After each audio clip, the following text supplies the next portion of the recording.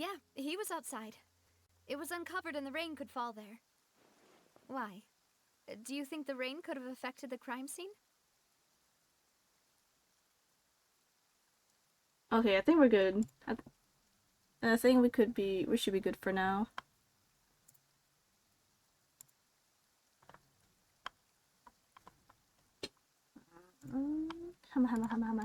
That thought has occurred to us before. We've even expanded the search area to try to account for that, but didn't find anything of value. Oh? Wait. You don't mean... So you're saying that the true murderer could have been turned into water and then got washed away with the rain? Yeah, and if that's what had happened, then no one would have believed your dad, even if he explained what he saw to the authorities. I really think I found a true genius for a partner. You're completely right. How did I not connect the dots earlier? All right, let's go to Poisson. With this new lead in mind, we'll get to the bottom of my father's case for sure.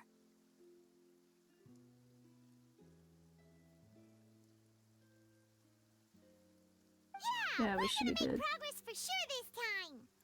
Do you want to go with me now? Or do you want to head over by yourself later?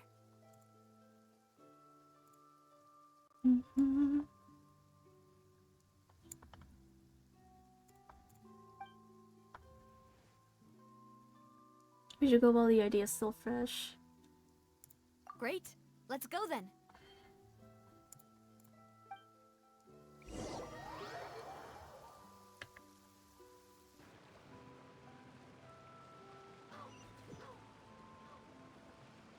Oh.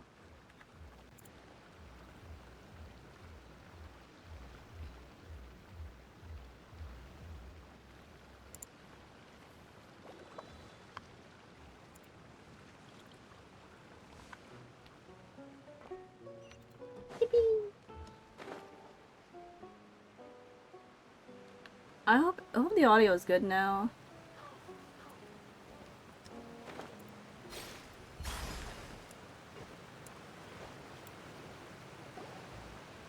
Whoa, what a huge ship! Why would a ship be anchored at a place like this? Okay, that's good. Yeah, I'm looking at my frames right now in OBS. Everything's good now.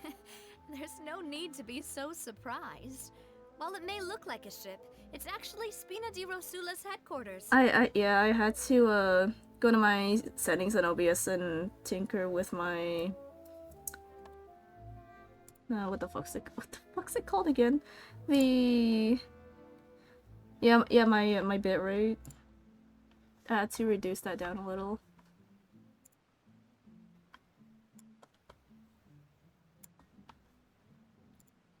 My father was the one who asked for it to be built like this.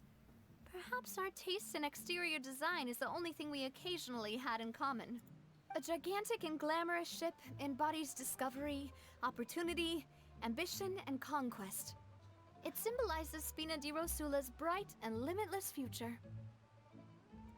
And Paimon thought you were bluffing when you said Spina di Rosula had a glorious past.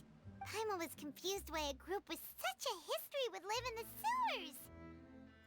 But now that Paimon has seen this ship for herself, she's been convinced. Whoa. Well, Poisson is where Spina di Rosula began, after all. It's our main base, our home.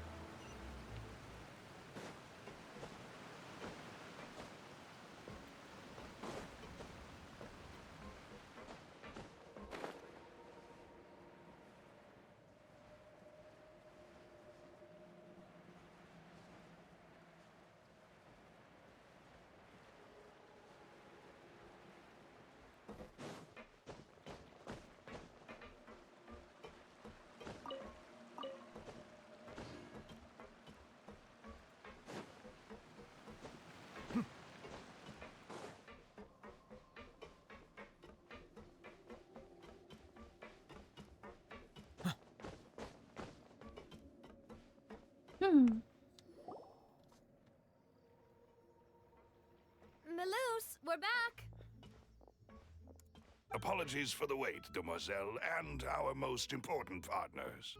You said before that you still had some business at the court. What brings you back to Poisson so quickly? About that. It's because my partner here reminded me of something really important. You see, what if my father's case had something to do with water from the primordial sea? You still remember, right, Malus? On that night, it was raining? Yes, the case was quite similar to that of Mr. Linney's. Both were what you'd call impossible murders. Could you tell us a bit more about what happened before? Yeah, of course. Many years ago, something called synth began to gain popularity in Poisson. At a glance, it was a kind of drink that could excite your mood and produce many pleasant hallucinations. Wait! Didn't that guard guy who turned into water also mention that the primordial water could be used to produce some kind of potion? Yes, he did. Considering what we know now, it's almost certain that synth is created using water from the primordial sea. If you drink synth for an extended amount of time, you'll suffer many side effects, such as losing the ability to focus or control your emotions. And if you were to stop drinking it completely, you'll experience flashes of paranoia and anxiety while lacking energy to do anything. It's an extremely dangerous substance. As he oversaw Poisson, my father was compelled to put a stop to synth abuse and called for a complete ban of it. Boss's uncompromising attitude incurred the synth vendor's wrath, but no matter how much they threatened or bribed him, he refused to yield. Not only that, Boss became determined to find the mastermind behind the synth operation and put an end to the problem once and for all. Yes, but the enemy was very cunning. So he could never get anything out of the dealers, all of whom only sold the stuff and weren't privy to the rest of the operation. Recognizing that, my father decided to contact the dealers in secret and cultivate personal relationships with them. Finally, he was able to convince someone to become his informant. The man's name was Jacques. He felt greatly ashamed about his work after seeing many families destroyed by synth abuse. That night, my father hosted a banquet at his countryside estate.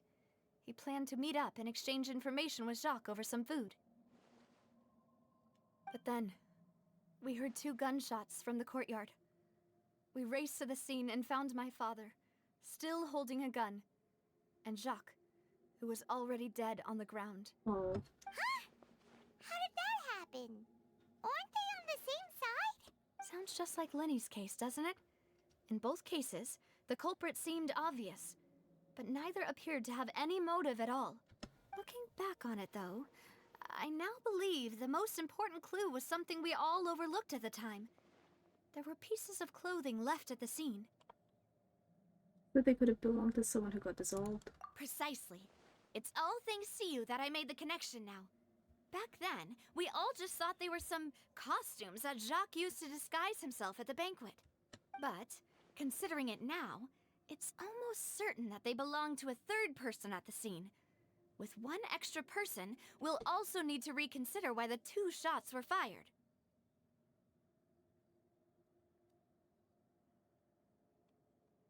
Maybe your father got into an argument with Jacques, but it's also possible the third person was to blame. You're right. We still don't know what happened. But my intuition tells me that we're on the right track to figuring it all out. I'm finally headed towards the truth. Jacques was an empathetic man who was infinitely remorseful for his past actions. It's unlikely that he turned on Boss with 0 warning. I think this third person is probably the key to the full truth. On that note, however, even though this will not please you, demoiselle, as your and your father's butler, I must still offer a word of warning. Our opponent is insidious and cruel. They are extremely difficult to deal with, and Boss has already lost his life trying to bring them to justice. Even though Spina de Rosula has lost most of its former glory, Poisson has welcomed a new time of peace, and we have been allowed to live out our lives. There is no need to follow your father's path. it would be both wise and in line with Boss's wishes to step back and give up on the case. If that's indeed what he wished for, then he should have told me that himself. Was I not the closest person to him? And yet, I was the one most kept in the dark. What was the point of him dying without sharing any of the secrets he knew? Did he manage to protect anything in the end? Synth is still here. Callus the Unfaithful is still his epithet. And Spina di Rosula is barely getting by. Nothing has changed. Did he think I'd just accept his meaningless death and live out my life just as meaninglessly? I've never accepted that, ever. Not since that day, and certainly not now. I want to find out the real answer for everyone's sake. For the missing girls, for the victims, and for myself. Navia. This is indeed the best moment to act. Your partner appears to be quite reliable, and more importantly, Demoiselle, I think you're also ready to take this on. So you do know something else, Malus? Yes, I do. In fact, even before that banquet, Boss already knew of the connection between Synth and the serial disappearances case. But what drove all the tensions to the boiling point was the revelation that you, Demoiselle, had been selected as the next target to disappear. What? Boss also didn't tell you that he had been diagnosed with a rare illness. The doctors told him that he had no more than 5 years left to live. Dang. And the serial disappearances case caused him great anxiety. 5 years was nowhere near enough time to resolve this long-standing conflict. But once he passed away, all the danger would pass on to you. Knowing all of this, he decided to use one final intimidation tactic before his death. He claimed to have already gotten his hands on some key incriminating evidence for the other side, and even told some members of Spina di Rosula about the details. But as long as you remained safe, he would not share the evidence with the public. If something were to happen to you, then he and all those he told would immediately expose all they knew about Synth and the disappeared victims. Right, so nobody would be able to get off scot-free. As we've seen, Boss's tactic has worked. Even though Boss has been gone for a long time, the other side has not tried to take Demoiselle's life. No, I don't believe it. He never appeared to look sick to me. No father wants their daughter to see them weak and haggard, especially someone as proud as Boss. Dang. To him, dying in a duel and suffering lasting dishonor as the unfaithful was still far preferable than losing face in front of his daughter. So he chose to die in silence, so that he could protect me. I'm afraid you're not understanding this correctly, Demoiselle. What Boss wanted to hand to you was not a parasol, but a sword. If Boss's spirit could hear you telling me that you want to find the answer for the sake of everyone involved, I'm sure he'd be extremely proud. That fool. Couldn't he have just given it to me straight? No. He might have set up everything precisely because he never thought I'd be able to understand him. Aww. Is that the amount of confidence he had in me? And what if I was never able to make it to where I am now? Yeah. I suppose that's true. With the way he'd set things up, if I had wanted, I could have just lived out my life without a care in the world. But thankfully, he rarely talked to me about complex matters, and thus understood little of me as a person. In this case, he really didn't need to give me an easy way out. Malus, what was the key evidence that he shared with you? It's the location where Synth is produced.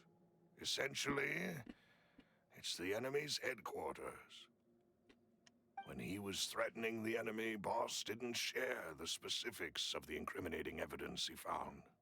But if you want to use it against the enemy, you'll still have to take several things into consideration. Why? If we know where the place is, can't we just go storming in? You mustn't forget that we're fighting against a mysterious and dangerous organization that's been in operation for decades. There's no telling what might be lying in wait at their headquarters. We also have no idea what kind of evidence we may be able to find inside, nor what people we may be able to capture. But a single visit to their headquarters would be tantamount to a formal declaration of war. The worst case would be that we leave empty-handed, but also open ourselves up to full retaliation. Then, in that case, why not work with the Fontaine authorities? Well, you saw one of them dissolve during Mr. Linney's case. We have no idea just how thoroughly they may have been infiltrated. Huh. That's true. Seems my father really had no choice. But things are different now. It should be a lot easier to prove the other side's guilt, now that we've connected Synth with the disappearances case. You sound like you've put a lot of thought into this, Maloose. I am the butler, after all. I live but to serve the boss and Demoiselle's will. I've always been willing to take on any kind of risk for your sake. But considering my relative lack of ability, I've spent my time keeping secrets, performing basic investigations, and waiting for the right time to come. Thank you for all of that, Maloose. Have you discovered anything new in the past few years? Let me think. One conclusion I came to was that the enemy must be quite familiar with Spina di Rosula, or at least have an informant planted here. When I announced orders to the organization's members on Demoiselle's behalf, I used to deliberately keep a few people in the dark and observe the reactions of the synth vendors. If the vendors didn't change their plans, then the individuals informed of our orders must be innocent. If the vendors packed up and fled, however, then someone must have given them the news. After several rounds of testing and investigative tracing, I've narrowed the suspect list down to 3 people. The first is Florent, Spina di Rosula's senior advisor. Huh? Florent? Yes, surprising, isn't it? He was one of the people Boss trusted the most, which also means that he was someone who understood Boss really well.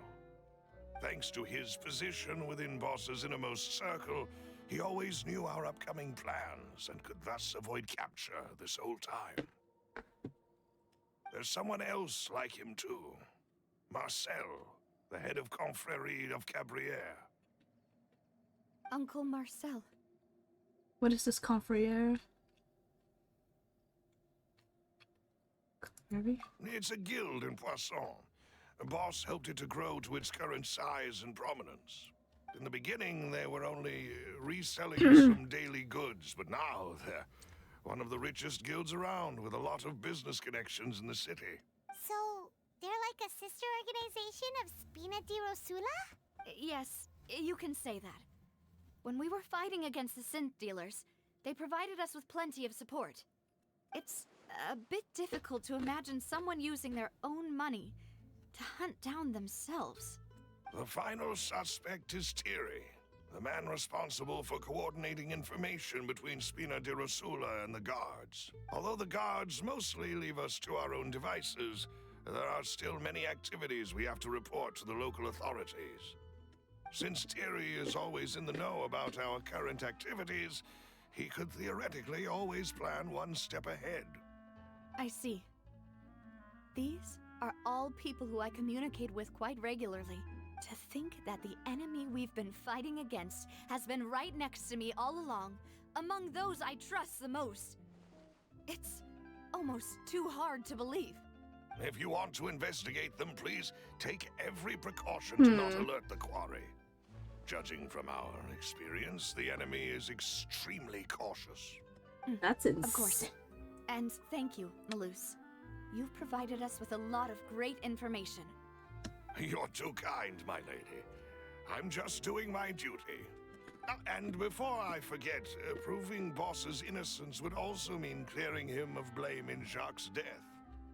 After that incident, Jacques' wife and daughter were taken into the Spina's care. They still live in Poisson today. If it might help, you could also pay them a visit. I can make the necessary arrangements. Oh, thank you so much, Malus. You really are the best. A new case awaits, my dear partner. Leave it to me. I hope we can work together to uncover the truth and end this case once and for all. 3 years ago, on a rainy night, banquet goers heard 2 gunshots outside the house. When they reached the scene, Callus had a gun in his hands, and Jack had been shot and slain. Based on the investigations done then, there was no possibility that anyone else could have done the deed and escaped, and Callus was thus adjudged to have been the culprit. Dang!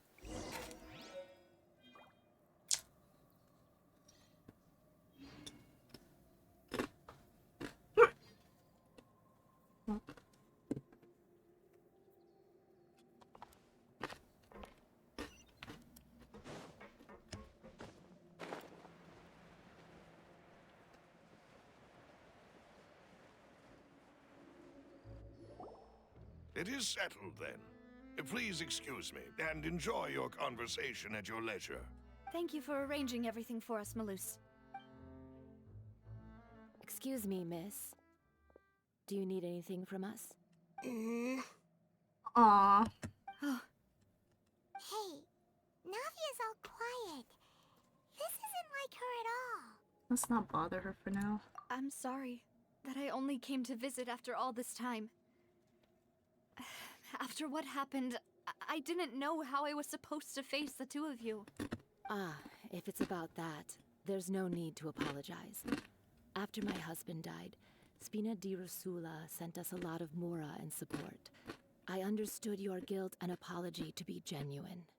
But aren't all of those things nothing compared to the loss of Jacques? I can understand the kind of pain that comes with losing a father so needlessly. You don't understand at all. I didn't know how to face you, because I didn't know what I could possibly bring as a consolation gift. I know only the full truth could bring closure to you, and to all of us. I'm sorry. I appreciate the sentiment, but you don't have to carry all that guilt. On the matter regarding my husband, my daughter and I have more or less found our answer already. Would you mind sharing it with me? I really can't believe that my father could ever bring himself to shoot Jacques. I always knew that my husband's money was earned through others' suffering. He told me countless times that if he could turn back the clock, he would never go into the synth business again. He had many regrets, and felt that he took the idea of providing for his family too literally. For the longest time, he thought Mora was everything.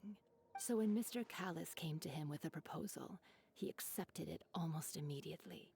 He tried to be as careful as he could, but even so, he was still found out by the higher-ups. They found out about his betrayal? Papa didn't say that exactly, but Papa did tell me that I should never be ungrateful. Before he left that day, he told me that he had no choice. It was only later that I realized it was his final farewell to the two of us. Oh. I don't know that for sure, but you could say that's the conclusion I eventually came to. Which is why I'm the one who should feel guilty. Callus had always taken great care of us, both when he was still alive and after he passed away. Even if he fired the shot that killed my husband, it was likely in self-defense. It is impossible for me to hate him for what he had done. But Mama, why is Papa still the bad guy if he did the right thing? Papa always wanted to be a good man, so why did he have to do a bad thing in the end? Well, things aren't always as they seem. You still feel like your papa was a good man, right? Yeah, Papa was a really good man. The best in the whole world. Then you should hold on to that. If a good man had to do a bad thing, then he must have had his reasons. Regardless of whether he left you a parasol or a sword. He must have done so to give you a better life. Oh. Thank you for everything you've told me. I will definitely find the truth. The current state of things is not something I'm willing to just sit back and accept. Thank you. I'm very grateful to hear this from you. Even though your personality is quite different from your father's, your determination when you speak is really similar. You really think so? That's the first time anyone said that to me.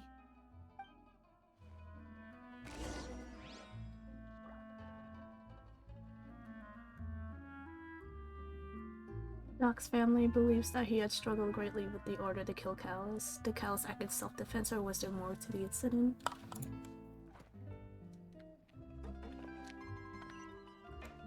Are you okay, Navia? I'm fine. Don't worry. Let's investigate the 3 suspects next.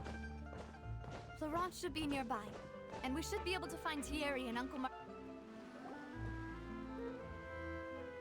Greetings, boss. How may I be of assistance today? I'm sure you've heard about what happened at the Opera House. Someone got turned into water right in front of us.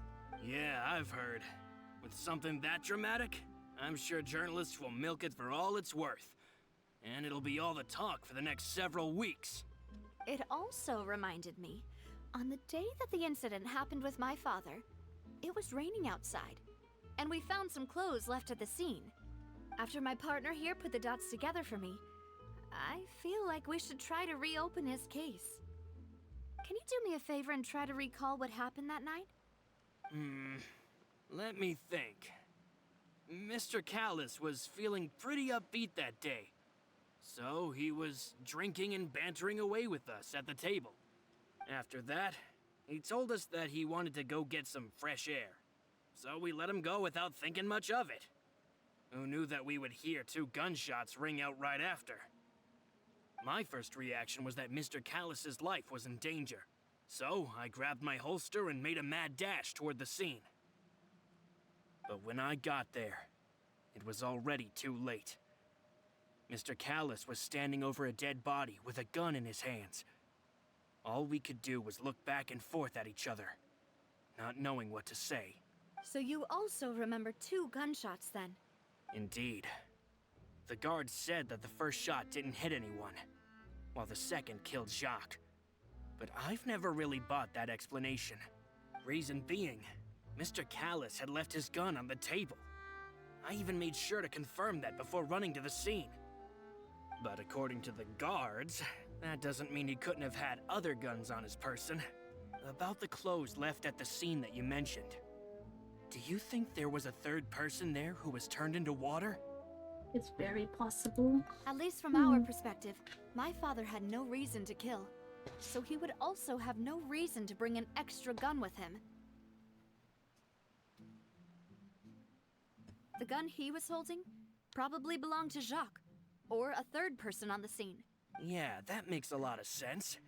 So you're saying Mr. Callus ended up with the gun because he seized it from one of the other guys? But hold on. If that's what had happened, then why didn't he share the truth with any of us? He didn't even want to face the Oratrice machine, and chose instead to prove his honor in a duel. Did he lose all faith in the courts after seeing someone dissolve right in front of his eyes? About that, Malus told me a thing or two. So, I think I can understand why he committed to the duel. I'll tell you everything once the whole truth has been revealed. I understand. Then, I'll leave Mr. Callus's honor in your hands, boss. And if I may just say one more thing.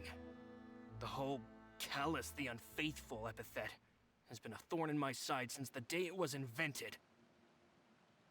Many people have laughed at me for still calling him Mr. Callus, even after so many years have passed.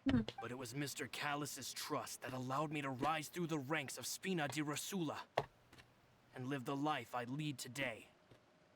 No matter what others might say, he'll always be the man I respect the most. And he'll always be my boss. Don't worry. I will definitely find the truth. You and all our other comrades at the Spina deserve to know the truth as well.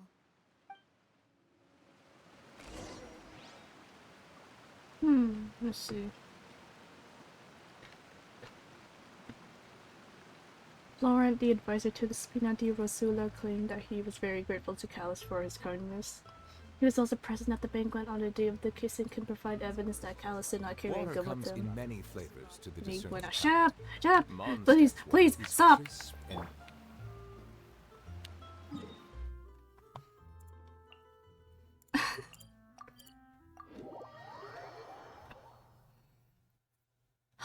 How long is Neverlette's line? Oh.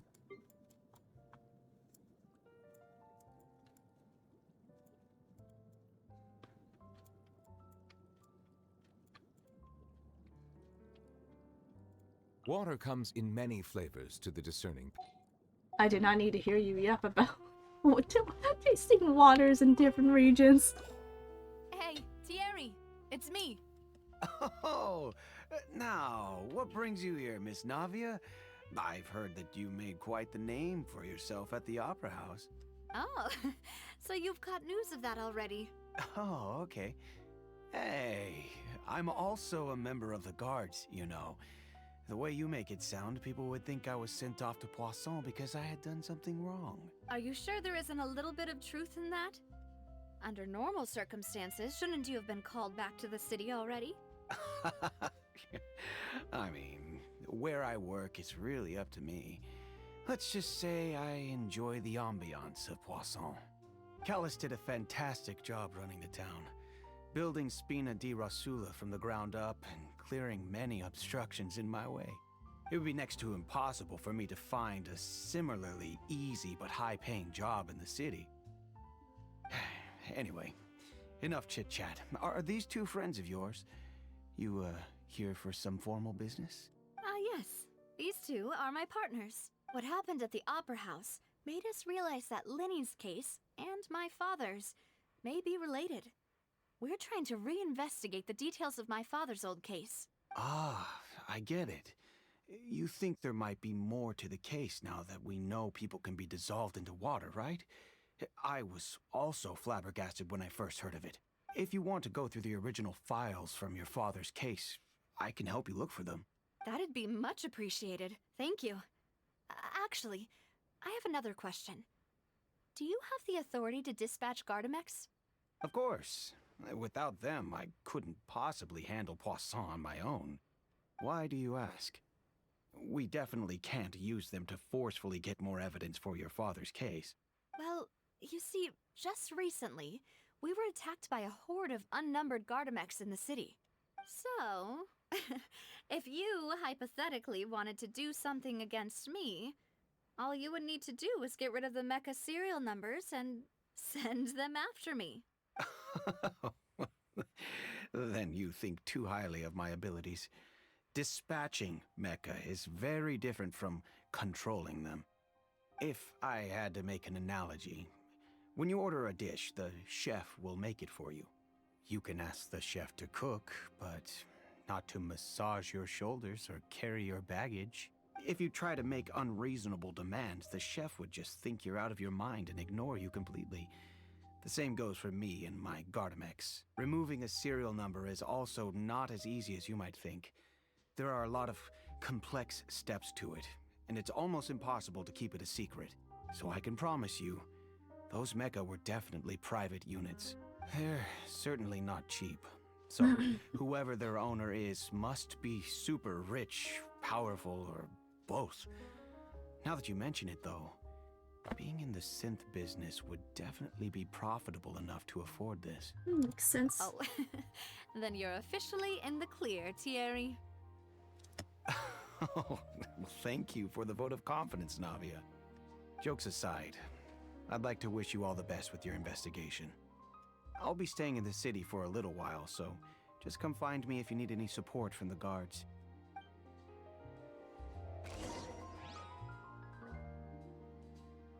Thierry is the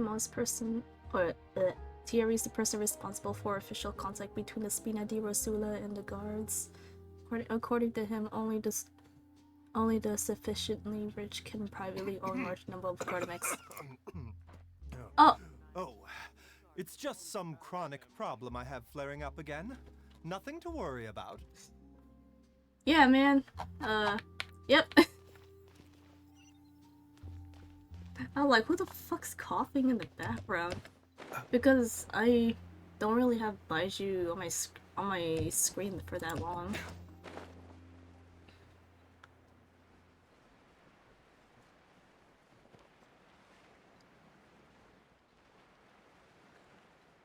Yum. Yum.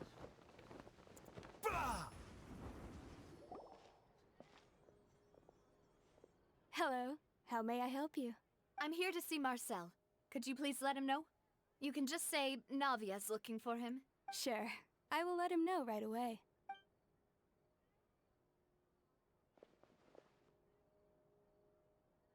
Ah, Navia, hello. Sorry to keep you waiting. I'm not as young as I used to be, so my legs are giving out a bit. Oh, it's all right, Uncle Marcel. There's no need to stress. I just wanted to talk to you briefly about what happened in the Opera House. I'm sure you saw everything too, right? Yes, I've never seen anything so strange. Oh, you were at the Opera House too? That's right. I went there with Navia to see the magic show. Who knew it would turn into a whole murder mystery? I also witnessed your marvelous sleuthing work. Quite impressive. To beat the Hydro Archon at her own game on her own turf, I can already imagine everyone in Fontaine discussing your exploits over a few glasses of wine. Oh, Paimon doesn't want to become the talk of drunkards. Apologies. It's just how Fontaine is as a nation. Everyone loves drama and theatrics. Oh, they love Uncle drama. Marcel, you've also noticed that other thing, right? The fact that humans can dissolve in water? Yes, I was reminded of your father's case right away. Is that what you're investigating now? Exactly. I still don't have much solid proof, but I can sense that the other side has already begun to act. Oh, and what makes you say that? We were attacked on Araneus by some unnumbered Gardamex. And there was also an attempt to get me to drink water from the primordial sea. If not for the vigilance of my partner, I probably wouldn't even be here talking to you right now. Oh, you're giving us too much credit. Wasn't it you who protected us? Alas, it seems things are heating up again. The peace that Callus sought so dearly will soon become a thing of the past. But rest assured, Navia, Poisson will always remain a safe haven for you. If you're scared, you can always return there. If anyone dares to lay their hands on you there, the Confrérie of Cabriere will use its funds to the last Mora to bring them to justice. Thank you, Uncle Marcel. But I don't intend to go into hiding. I'm going to strike while the iron's hot. Do you have any new thoughts on my father's case? About that. Sorry, my age is catching up with me, so it'll take me a while to recall my memory. The Confrérie was responsible for that banquet, so I was out and about the whole time making sure things were running smoothly. I didn't even have the time to drink with the guests. Then I heard the sound of a gunshot, and the rest was history. Oh, it's okay. No need to push yourself. We'll ask around some more, see if there are any valuable clues elsewhere. Sounds good. Just let me know if you ever need Mora. All my wealth comes from Callus's patronage and support. I'll spend however much it takes to clear his name. Marcel is the leader of the Confrérie of Cabriere and was the organizer of the banquet years prior. The Confrérie and the Spina di Rosula have always maintained a close working relationship. Though his recollections of the events of the case is quite foggy, he is willing to defend Navia.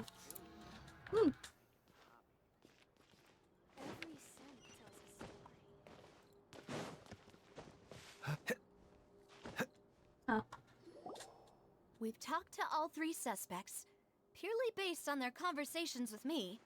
None of them sounded particularly suspicious. Yeah, none of them really stood out as a suspect. I suppose that's to be expected, though.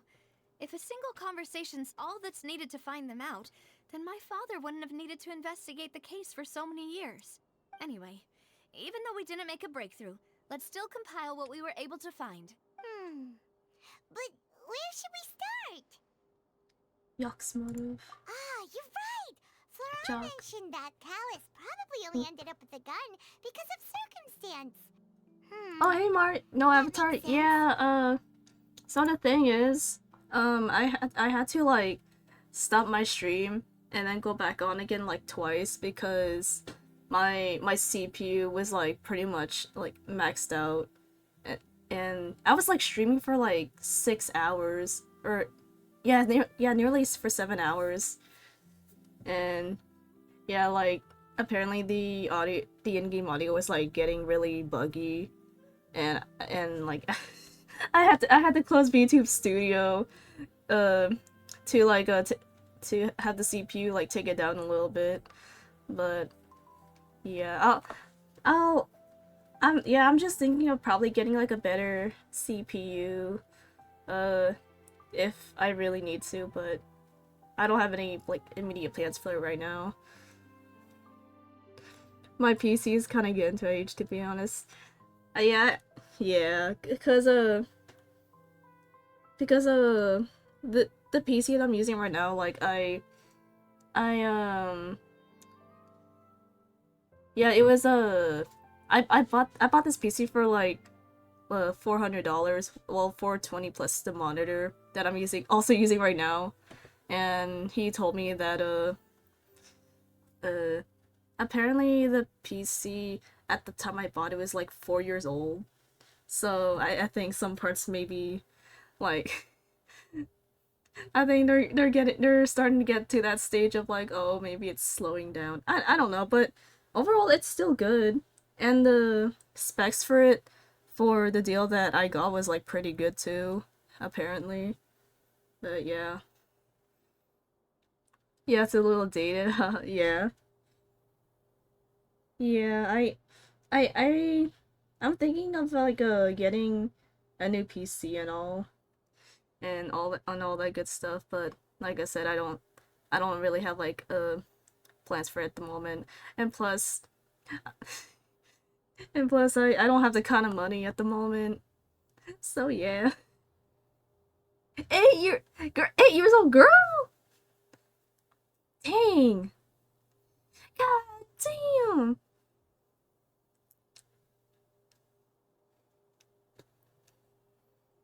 Did you was yours pre-built or did you build your PC? According to Jacques' family members, he already told them that he had been discovered, and that he had no choice before he left home that day. I would love to get a new PC, but I'm not rich like that. Yeah, be like that. Build mine. Wow, nice. Yeah. Yeah. Like, I was thinking like one day if I ever get a new PC, I wanna build my own. Cause I think it's more like I guess not only is it like more cheaper, but it holds more it builds more value to me because I'm the one that built it, and if I did, I'd be so proud of myself. I built it 6 years ago. The parts came, but the parts in it came out like 8-ish years ago. Dang. It's fun, you should think of it like adult Legos. Yeah. I see. Awesome.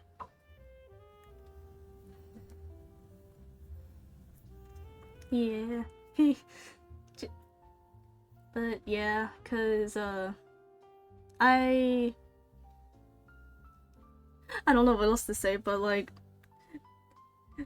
I'm going on a little bit of a ramble, but last year I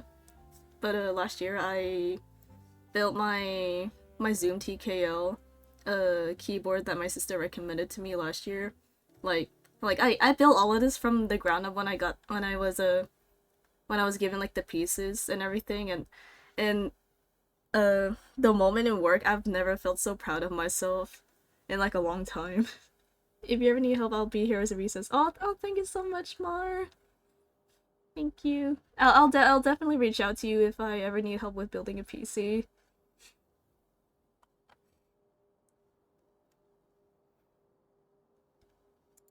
If I had to guess, he probably received an order from the synth boss to kill my father.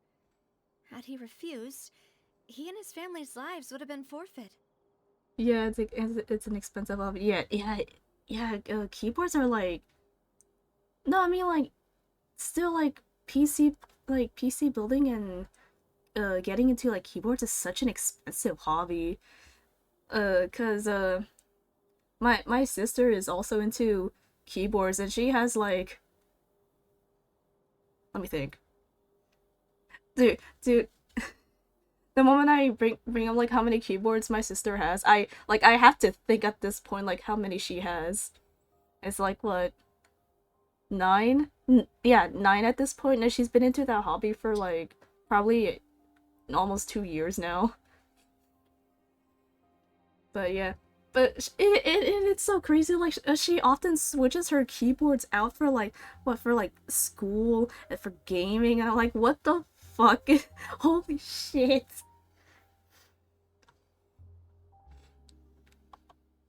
I have like 7 keyboards I don't use just because I wanted to build. I mean like yeah, just if you want to like, I mean that's valid, honestly. I think I'm building another keyboard. Sadly, don't say sadly. If it's a hobby that you like, never be ashamed of it. As long as, I mean, obviously, as long as you're using your money wisely. Other than that, like, have fun.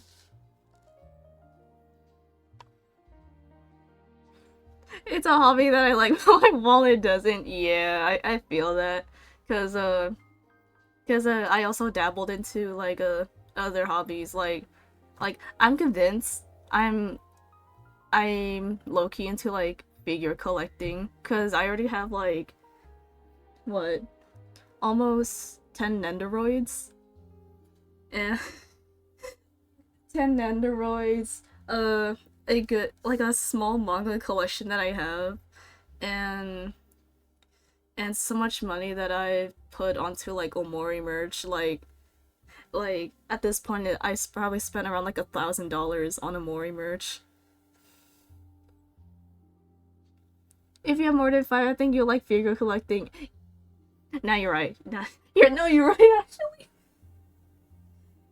Yeah, cause at this point I was thinking to myself, I don't have any room on like Surface desks or anything. I should get some wall shelves. You know.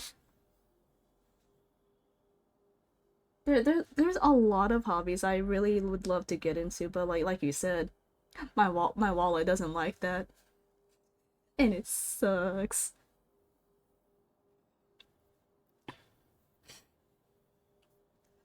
But of course I have to like also save up for like stuff I actually actually need, and then other real life stuff purposes. Money is harsh, but we make do. Yes, sir, we do. We do. So, Jacques fired the first shot?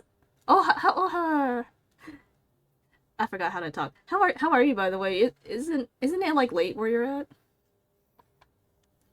If it was shock, oh, I wouldn't fire a shot at all. Oh? And why is that? Could he guarantee his safety after killing Callus? Could he guarantee his family's safety after killing? Ooh, that's a good point. Jacques probably already knew that he was just being used as a tool for murder. And once he had completed his mission, he'd be of no more use to his boss. I'm good, yeah. I'm 4 hours ahead of you. Yeah. I've been refreshing my Twitch page for the past couple of days. Fixing up my OBS now. Awesome. Wait, does it mean that you might be getting back into streaming? Raise his eyebrow. Huh. So, what would make more sense from his perspective would be to turn his back on the Order and seek protection from my father. Seems the third person was the one who derailed everything. Makes sense. But without evidence, that's still just a theory. Might be. Seeing how it fits into my schedule now. Awesome! Awesome.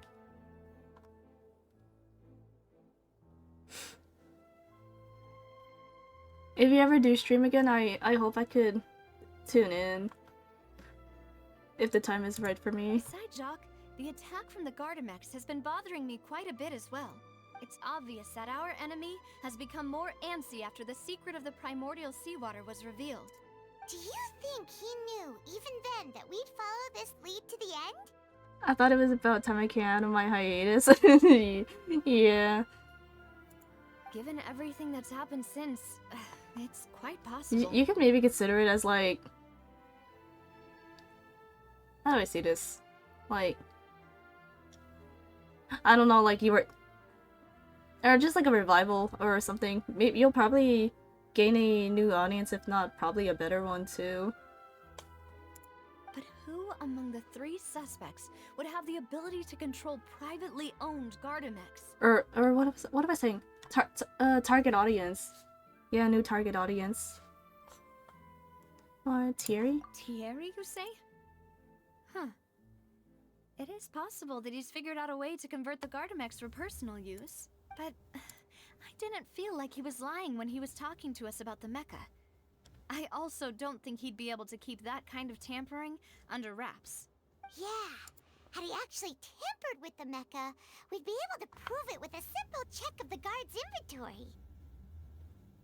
Yeah, I've been wondering who my audience would be since I wouldn't be streaming Osu anymore. I see.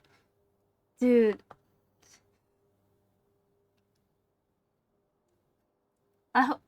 Honestly, yeah, I hope it'd be, yeah, a kind target audience. Yeah, I don't know what I was saying. Maybe a lot of people who like Animal Crossing Coffee studying. Oh yeah, maybe just people that just want to chill.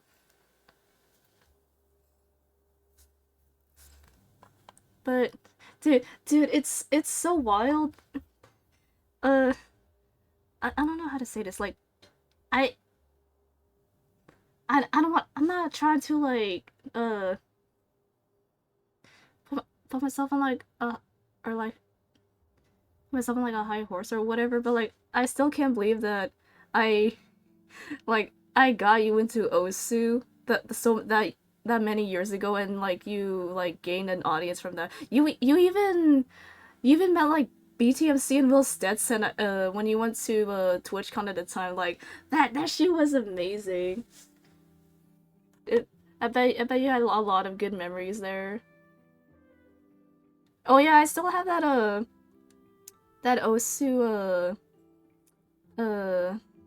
rubber bracelet that you got me. Yeah, you pioneered away from my channel. I'm happy that oh my god, my voice doesn't really deliver it that way, but really genuinely I'm happy that because of Osu that you like enjoyed streaming the game and like interacting with your audience at that time.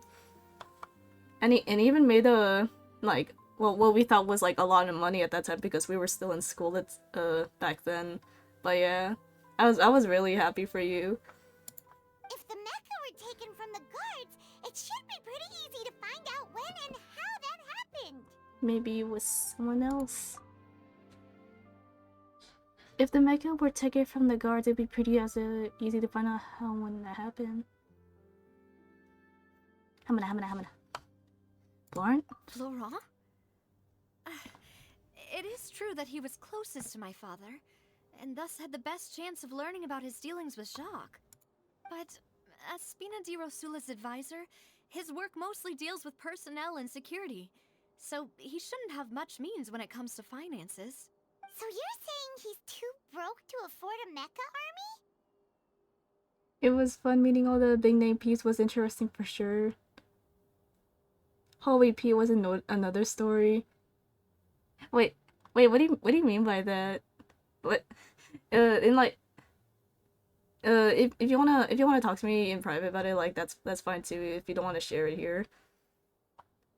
But yeah, that's so wild. Like, the few content creators I can name on the top of my head, like they're still doing off really well, and Whole Wheat Pete went viral so many years ago for dressing for cosplaying as Zenitsu and like trying to jump at this Nezuko cosplayer, and oh my god, he dropped to the ground, and it looked like concrete too at that convention. That was wild.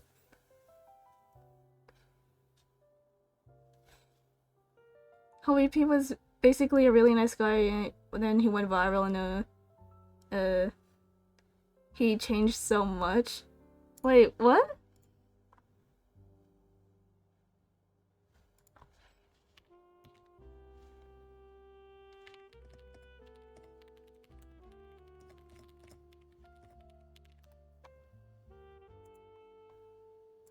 Wait, in like a good way or in a bad way? Because because to be honest, I've never heard of a whole wheat Pete until you brought it up to me when you were still frequently streaming at the time.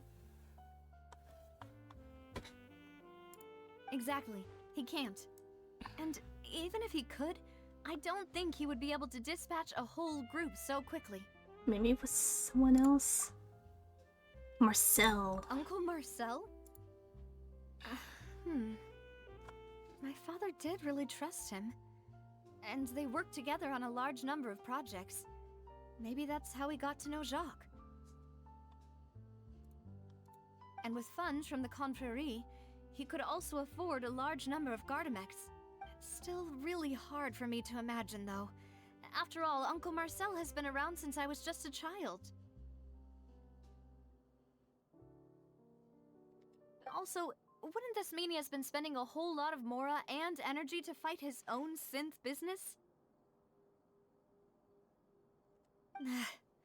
Who could it be?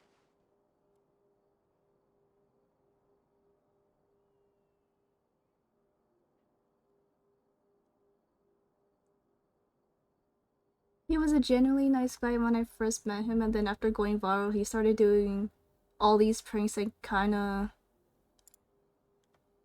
just became shallow.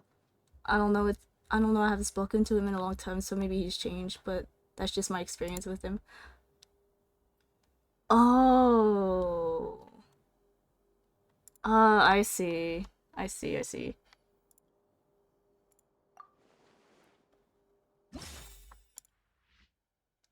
I mean, if, I don't know. I don't know. Sometimes, just, what am I trying to say? Sometimes, just sometimes, clout is good, but also bad. I don't know, but like, I hope he's doing well.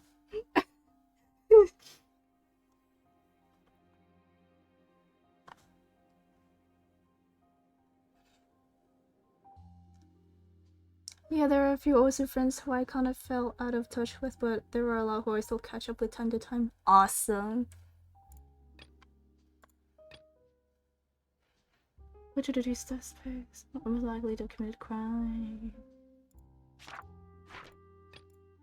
Thierry? Did I say Thierry? Oh. Lauren? Oh. Marcel. You know, if you think everything through, Uncle Marcel is indeed the most suspicious of them all. Could we be missing other suspects?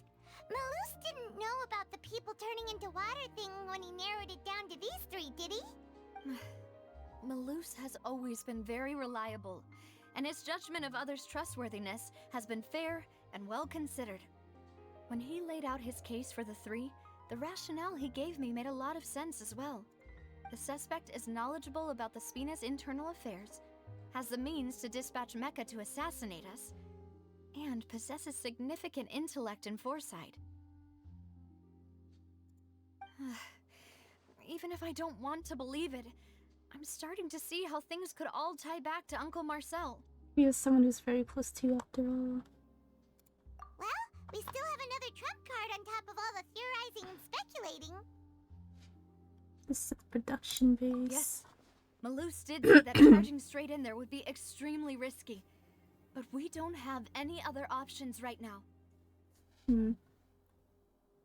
Maybe I should get back into Osu again. I've just been playing the game like on and off now because it. So I haven't played Genshin in. Wait, you played Genshin? I've never played my adventure rankings, but what's yours? I am AR60, which is the maximum rank that you can get in the game. We need far more solid proof before we can hope to go charging in on our enemy. I think I've reached AR60 for no, not a year. Just yeah. No, yeah, nearly a year. Wait, what was this? Sorry, no, you're good. Navia, here you are. Oh, I've been looking for you. I played for a month and it came in. You're good. What was it? What was I saying again? Yeah, I was just thinking of probably getting back to Osu again, but like, it's. I didn't think the system would like change so much. Ever since I stopped playing the game some time ago, but also like no matter how much I try to climb, I'll always keep ranking down because if anything, okay, so I peaked in 2018. I peaked what 150k or 100, I don't know, 130, 150k. But then when I came back in like 2 years ago now? Yeah, no, almost 2 years, yeah. When I peaked almost 2 years ago, I saw that my ranked went down to 300, and I was like, yeah, it's more people are playing Osu now because of like TikTok and everything, and other like media that they found the game from. But yeah, it's just it's so hard to climb now because I typically don't use any like mods when I play songs, so pretty much everyone is just like PP farming, and it's just like, but I don't know how to play double time, hidden, or hard rock. It's like, so I'm just stuck. I'm just stuck, man. I got the 5-digit barely and could quit. Yeah.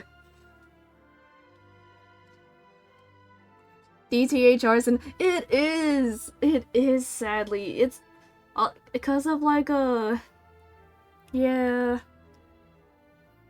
I'm not saying that I hate it. Like, I guess things can change over time, but like, dang, it really is the norm because of like, I don't know, Emmerich and Scytho like always playing songs in DT so that they could get more more PP. PP. Why do we call it PP?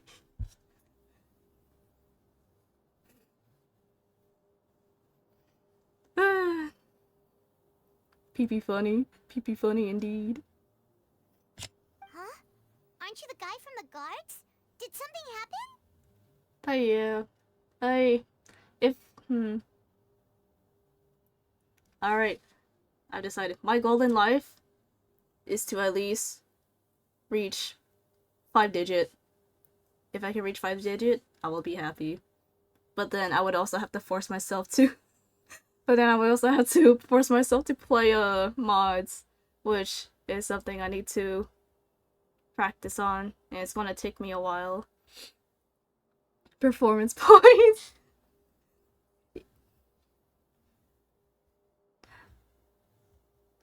I got to 99,999. That's crazy. No, it counts. It counts. I'd say it counts.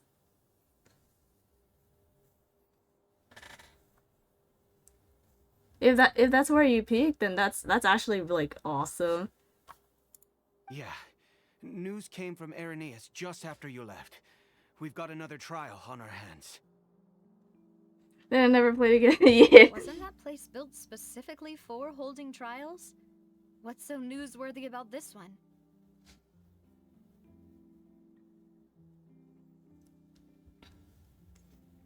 Yeah, nah, I feel that.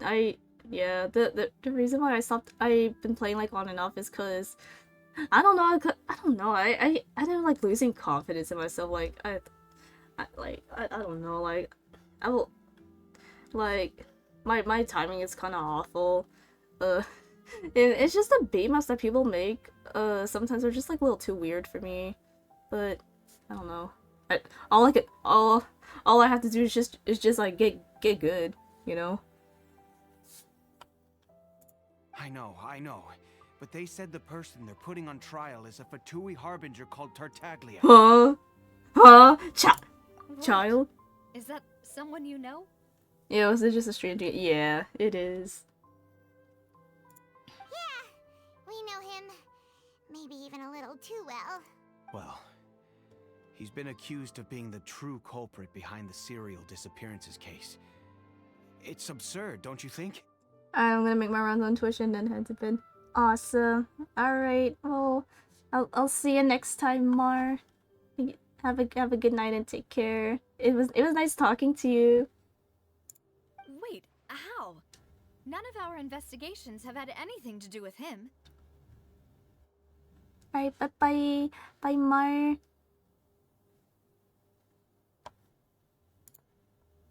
That's what I thought was strange about it, so I came to tell you the news right away. If the charge against him stands, then it'll be next to impossible to get the guards to support any of our planned investigations. Right, because they'll think they've already found the culprit. Yeah. And it'll be a lot harder then to clear Mr. Callus's name. I understand. Well, partner, what do you think we should do? We still haven't found any conclusive evidence. Huh? Split up? What do you mean?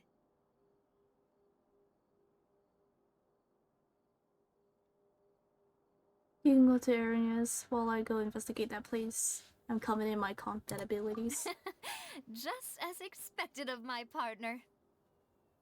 Since this is a trial about the serial disappearances case, the culprit's attention will be focused on Irenaeus, leaving his home base wide open. You're right. This is our best opportunity. All right then, let's do this. I'll stall them at the Opera House and charge Marcel as the true culprit. I won't have any chance of making that charge stick, though, unless we find more evidence. It'll be up to you to make it back in time and hand the decisive evidence to me. Leap to We'll me. help you, just like you helped us in Linny's trial. Demoiselle, please allow us to accompany you. I'm ready. Ah, Malou, Silver, when did you two get here? We heard that you'll be leaving Poisson and figured that you might require our assistance. It's our hope that your confidence will be bolstered with the two of us by your side. Thank you so much. Then, let's make haste for Irenaeus. Paimon, Traveler, I'll see you at the Opera House. See you then! Combining the information regarding the Gardamex and the investigation results so far, it can be concluded that there is only one person who can have a large number of Gardamex in his possession and run the synth business without leaving traces. This person is none other than Marcel. Now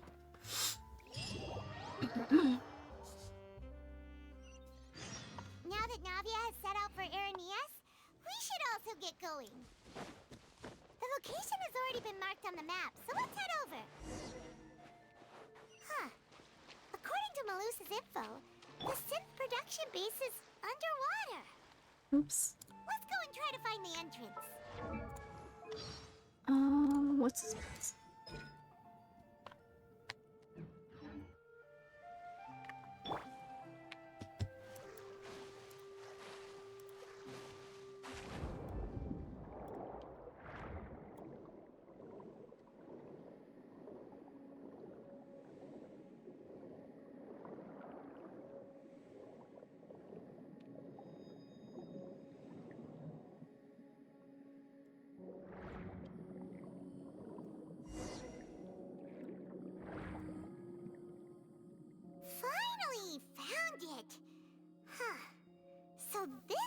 entrance that leads to the synth production base. It sure doesn't seem out of the ordinary at all. Yes, but I'm sure what we find inside will be extraordinary. Ah, you're right.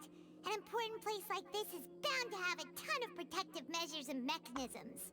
Navia's probably arguing up a storm right now to stall for us.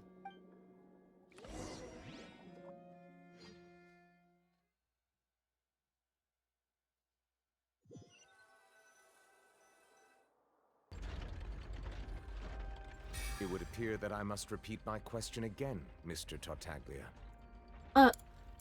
Do you accept the charge that you are the true culprit behind the serial disappearances case? To be perfectly honest, I don't understand your country's complicated court system, or the reason why I'm being charged with something I've never even heard of. Oh. However, I did hear that people who have been charged can choose to participate in a duel to clear their name. Is that right? In which case, No, as don't long do it. as I No. accept the charge, I can have an all-out fight with that champion duelist Clorend, right? I've got to admit, that's one of the most enticing offers I've ever received. When I privately sparred with her last time, she was obviously holding back. Real disappointing. He is out for blood. Hey! Don't you understand? You're currently the prime suspect for a major case. This isn't the place for you to be looking for fights. Oh? Sounds like the Hydro Archon wants to lecture me on the ways of the Opera House. Then why don't you duel me too? I'm the kind of student that learns best in the heat of battle. No. That's not what I meant. We're all scared of Tilly. Alas, it would appear that communication with the defendant is going poorly, and we have made very little progress. In that case, let me explain everything from the very beginning again. The goal of this trial is to determine the culprit behind the serial disappearances case. That case had nothing to do with him. You've got the wrong man. Huh? What's going on? Why is she interjecting again? I told you it couldn't be one of the Fatui harbingers. Miss Navia, this is the second time you've interrupted the court proceedings. I only tolerated your behavior last time because you were able to provide the court with a key eyewitness. But that was an exception rather than standard court protocol. I can very well charge you with contempt of court for your interjections. Oh, please. Did you ever think I had any respect for this place's pointless theatrics? We can put that discussion aside for now. I'm not here to argue with you. I'm here to charge the true culprit behind the serial disappearances case. And if my charges prove true, then Tartaglia here will be proven innocent by default, correct? Oh, a young lady has charged in and offered to clear my name. How fascinating. Well, I'd gotten half bored to death by all these rules and procedures anyway, so I'll take you up on that offer. So, Your Honor, is there nothing else for me to do now?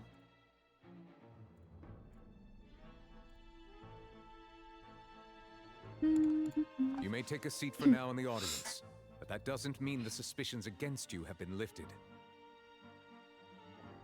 Now then, Miss Navia, who is the person you would like to charge instead? That person is...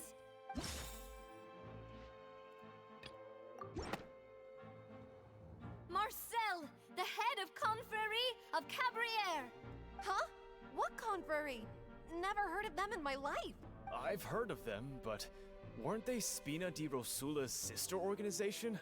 Oh, is this going to be a friends to enemies type situation? Please let me remind you, Miss Navia, that charging someone is an incredibly serious matter. Committing to the charge also means taking on the legal responsibilities associated with it. And if the charge fails, depending on the circumstances, you may also be charged with the crime of making a false accusation. Knowing this, do you still wish to charge this man?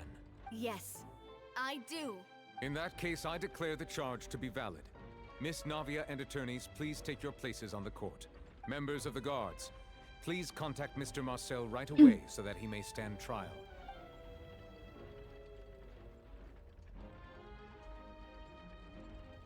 Mr. Marcel, you will not require an attorney. Is that correct? Apologies, sir. It all just happened so quickly. I still haven't figured out what's going on. I think an attorney won't be necessary. This is probably just a misunderstanding between me and Navia.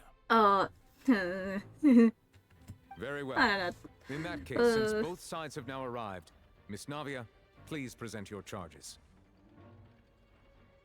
People that don't have like an attorney to represent them typically doesn't go well for their end. I would like to take everyone back to 3 years ago, to the case of Callus the Unfaithful. Only through elucidating what really happened in that case can we connect all the dots for the serial disappearances case. Navia, do you really think that I was the one who killed your father? Come on, why would I do that? Callus was my benefactor, and remember, both you and I only ran to the scene when we heard the sound of a gun. If that's enough to make me a suspect, wouldn't that make everyone at that banquet a suspect as well? I think there's no point in getting into the specifics right now. The audience doesn't even have the big picture yet. Even I'm struggling to remember some details of that case. Exactly correct, Your Honor. I must refresh everyone's memory about that case before I can explain my charge and reasoning. I see. In which case, I will recount the findings about that case as originally recorded by Maison Gardiennage.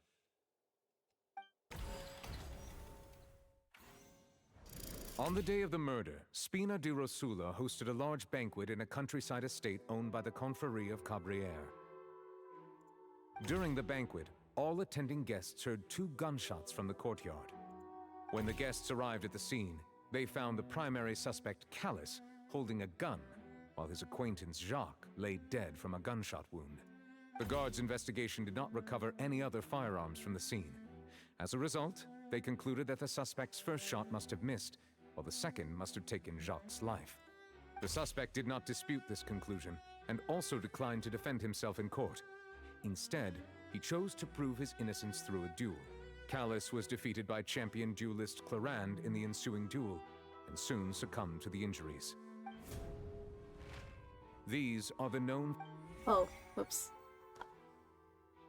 The one with the motive to kill was Jacques, not my father. And even so, Jacques still had no reason to pull the trigger. In truth, the third person shot Jacques first, and was shot in turn by my father when my father seized the gun from him. After that, the true culprit turned the third person into water, erasing all traces of him from the scene. Thank you for the summary, Your Honor. Of course, the guard's conclusion appeared quite sensible to us at the time. However, we should revisit the case now that we've gained new information about the abilities of water from the primordial sea.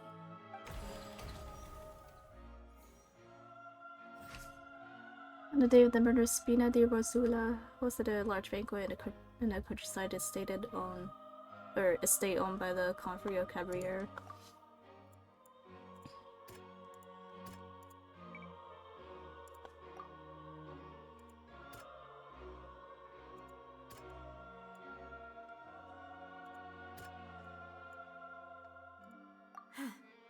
Something's...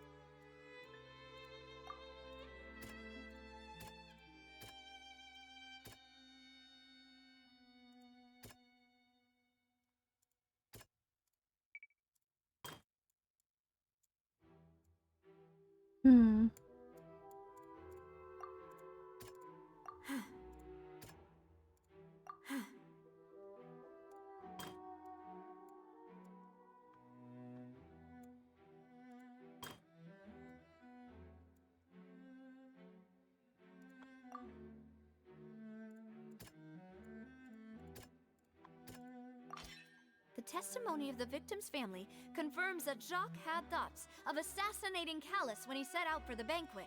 Unfortunately for Jacques, the true culprit had already considered this possibility and had sent out another assassin.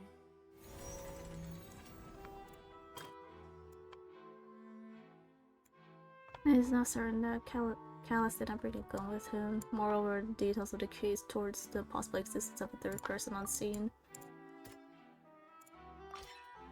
assassin first shot Jacques, then turned to shoot Callus, only for Callus to wrestle the gun from him and kill him instead. The guards' investigation did not recover any other firearms from the scene. As a result, they concluded that the suspect's first shot must have missed, while the second must have taken Jacques' life.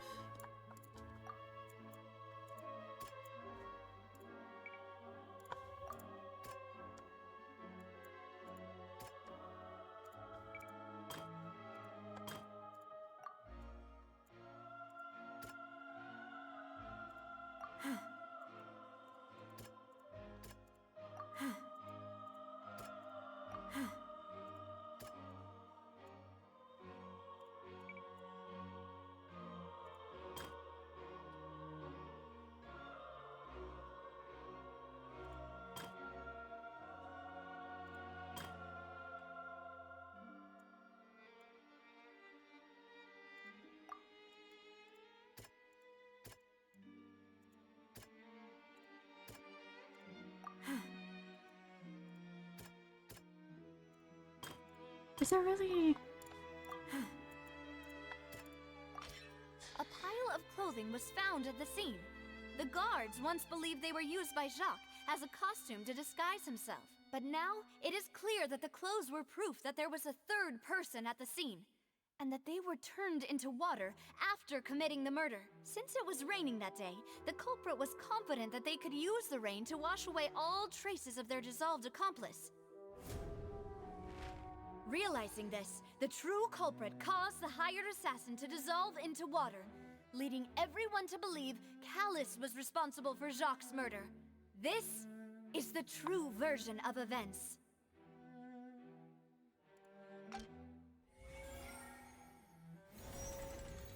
So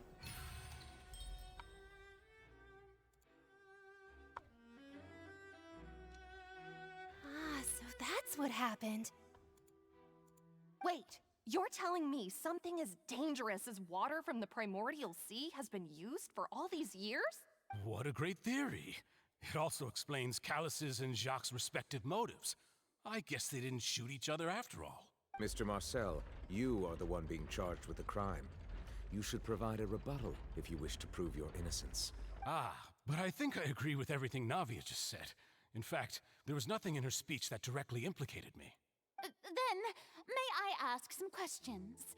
In my opinion, we primarily need to determine two things.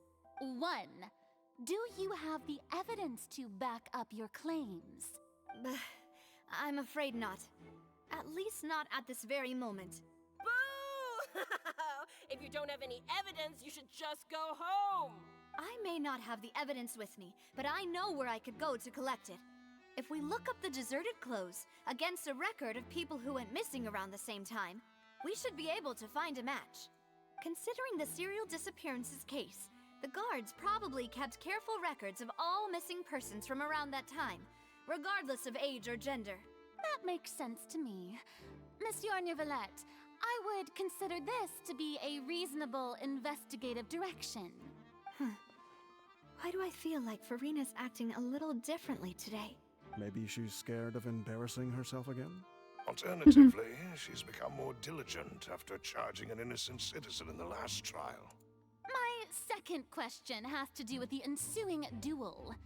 If the truth is indeed as you described, then why didn't Mr. Callus explain himself in court?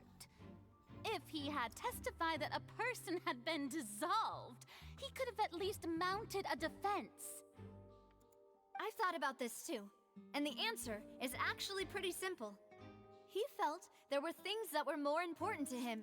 The dissolving power of water from the primordial sea is an important secret for the true culprit of the serial disappearances case. My father could have exposed it for all to see, but he chose to take it to the grave. At that time, Spina di Rosula was in dire straits, and his reputation had already been shattered. He had no guarantee that going forward with the truth would allow the culprit to be brought to justice. What was certain, however, was that it would paint a gigantic target on my back. Boss once told me that Demoiselle had already been selected as the next target of the serial disappearances case. What? If the secret had gotten out, the culprit would have fought an all-out war with Espina right there and then. I wouldn't have been the only one in danger. All of us would have stood to lose our lives. Of course, the guards might eventually figure out the truth of the matter and determine that we were in the right. But what good would that do? How can a hollow verdict protect anyone? Had this opera house ever given my father any kind of confidence in its brand of justice, Spina di Rosula would have had no reason to exist. But by staying silent, we retain the ability to deter our opponents and continue the stalemate. I was able to become Spina di Rosula's president, which made me harder to target, as well as giving me more time to grow and learn. And once I have figured out the truth and stepped up to the challenge, I will do what this opera house cannot, and restore my father's truth and honor back to him. So, you mean to say, your father intended to die in the duelist's ring? That's right. Do you have any proof? Of course. All you need is to ask his opponent, Clarand. I don't need your apology, your guilt, or your support from the shadows. You don't have to do anything for my sake. But since he entrusted his will to you, Clarand, you should tell us the truth about his sacrifice. So, during the duel, did you believe that Callus was intending to die?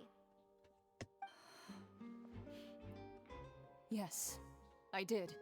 As a champion duelist, I fought many battles and taken a countless number of dishonored lives. In my line of work, I've seen all kinds of people give their all for the faintest hope to continue living. Some were determined, others passionate, and some even manic and twisted. Just one look and I can tell if a duelist is hoping to live or if they're looking to die. I hereby swear on my name and honor as a champion duelist that Mr. Callus never intended to leave the ring alive. Since that's your testimony, I have no more questions. It appears there really are good grounds to reopen this case. I concur. However, Miss Navia, you still have not explained the link between your father's case and the serial disappearances case. Right? What she said was fascinating, but kind of beside the point. Wait, weren't they just talking about the serial disappearances case? Of course, Your Honor. The two cases are connected via a matter of timing. In my father's case, the culprit intended to kill both Jacques and Callus. As a result, they planned to act after hearing 2 gunshots. And, at the end of Linny's trial, the culprit also only dissolved the victim in front of everyone because they realized they were at risk of being identified.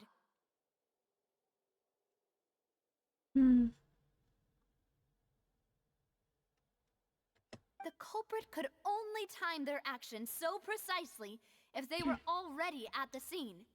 Coincidentally, Marcel attended both the banquet and the trial. So that's why you suspected me. Even after hearing your reasoning, I still can't help but find it a little preposterous. I'm used to it, though. You've always been an impulsive and sentimental child, Navia. It's one of your most endearing traits. No need to appeal to pathos. I won't try to refute your points one by one, but even if everything you just said was true, can you prove that I was the only person present at both events? On top of that, does a person have to be physically present to control the timing? Can't someone remotely monitor the place? Know what she can say to that.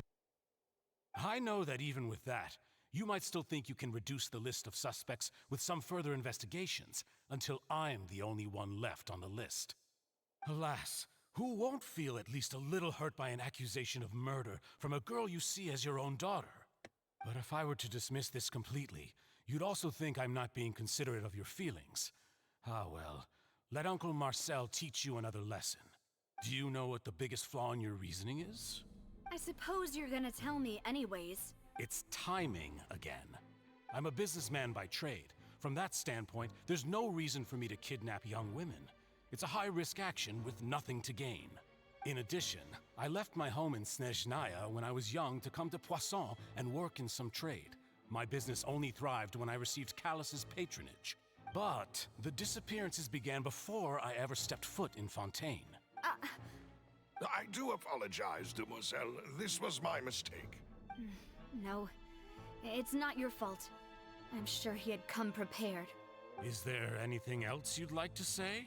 Would you like to check the date of my first business license against the first known case of the serial disappearances? You can also take a look at my border entry records, or ask my friends and family when I left Snezhnaya for the first time. Could those records and testimonies do something to appease the unspeakable anguish in your heart? Seems like she got the wrong guy.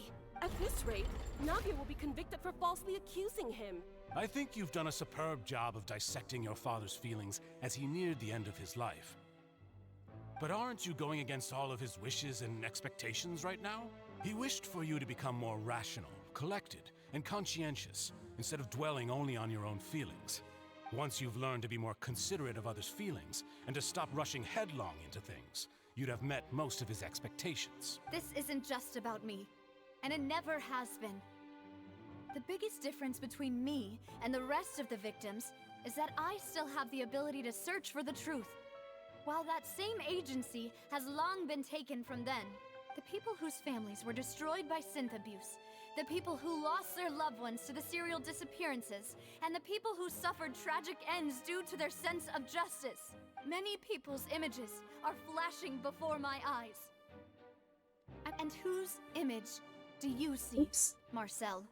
Is it a man named Vacher? Huh. Oh, so you do know that name. I'm merely surprised you'd suddenly say the name of someone I've never even heard of. I was waiting for you to say that.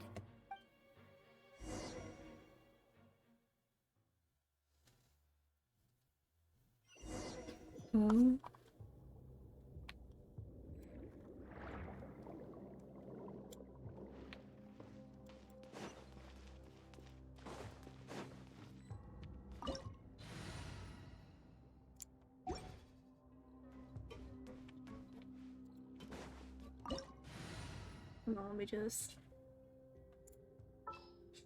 Okay. Excuse me.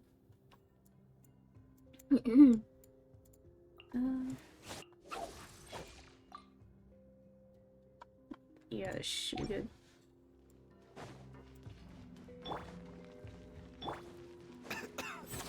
Taking a turn for the better. Yoo-hoo! Time to shine! Our bond is strong. Lightning? Yep. Bow your head.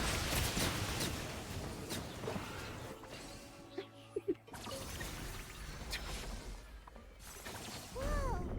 The floor is going up! Is it because of this mechanism in the middle? That guy really prepared a lot of stuff for this place.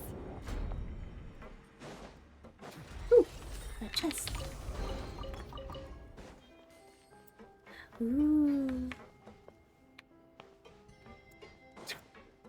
Paimon thinks we need to go up, but Paimon doesn't see a way. Let's take a look around. Maybe we'll find a hidden mechanism that'll show us the way up.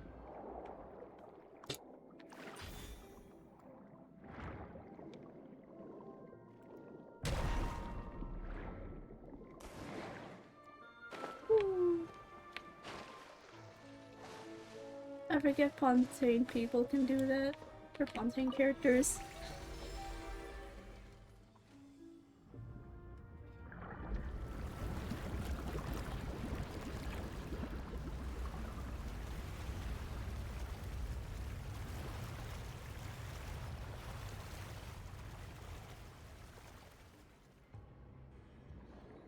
The water level is rising.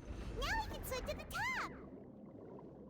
But this is still a ways away from where we need to go.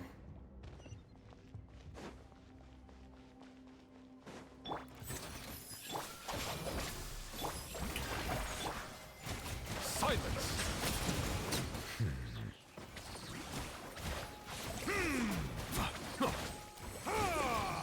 A bitter pill to swallow. dissipate.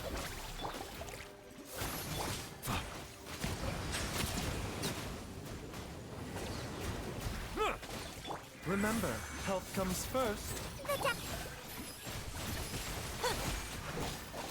Stand with me.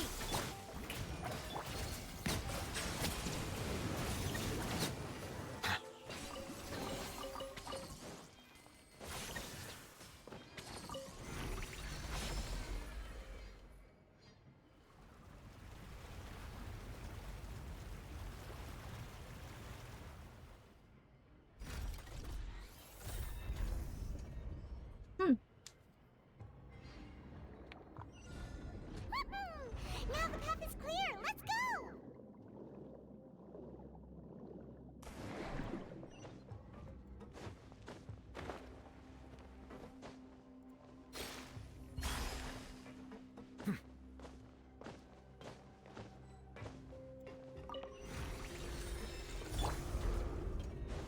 Ooh.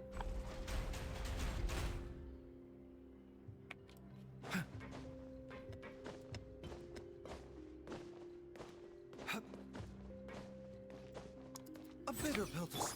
Out of my way! Our bond is strong! Let my name echo in summer! How dare you! Justice is blind. Bow your head. Be sanctified. Stand with me! Silence!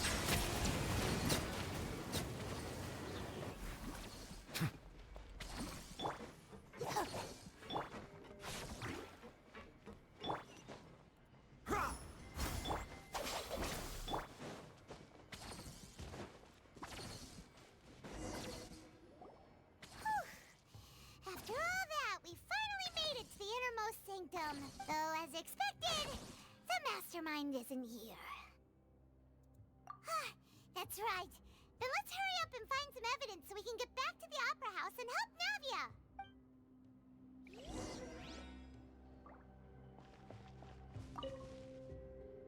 What's all this? It's a bunch of really cute things. Pink accessories, a hair tie, a necklace, even a makeup box. Aw.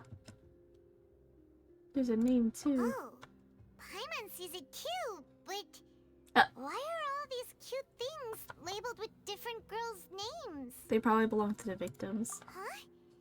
You mean the girls from the serial disappearances? They were brought here? And then they were turned into water. And all the boxes of things. These names. That means... Oh, this is terrible. Aw. Aw. The missing person's possessions. You discovered objects within the containers labeled with the names of those who own them within the depths of the HQ.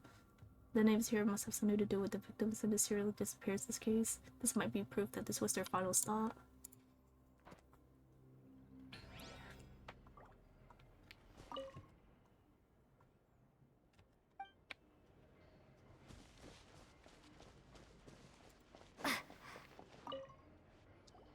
Whoa! There's so much synth here!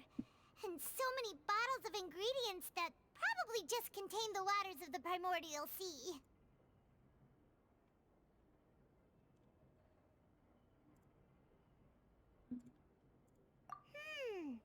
Mixing in progress. Ready to drink? Stock sample?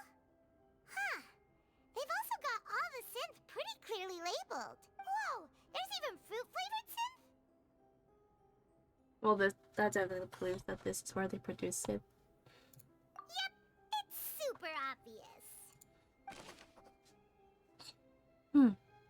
A popular potion circulating quite widely. It gives the drinker a very pleasant experience for a short time, but its side effects are equally strong. The producer uses 4 special characteristics to earn a massive profit from its trade. Ugh. Sorry if I sound nasally here and there. It's just like I said, I have like a small sore throat going on, and it's annoying to have like mucus stuck at the back of your throat. It makes me sound so nasally and I hate it.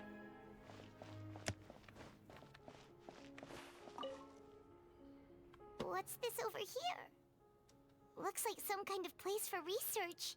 Experiment number 16 aims to verify Jacob Ingold's research conclusions on the primordial sea and use his theory as a foundation to achieve a breakthrough. The experiment was a failure. No individual managed to resurface from the water from the primordial sea. Female specimens 22, 23, and 24 were dissolved. Ugh.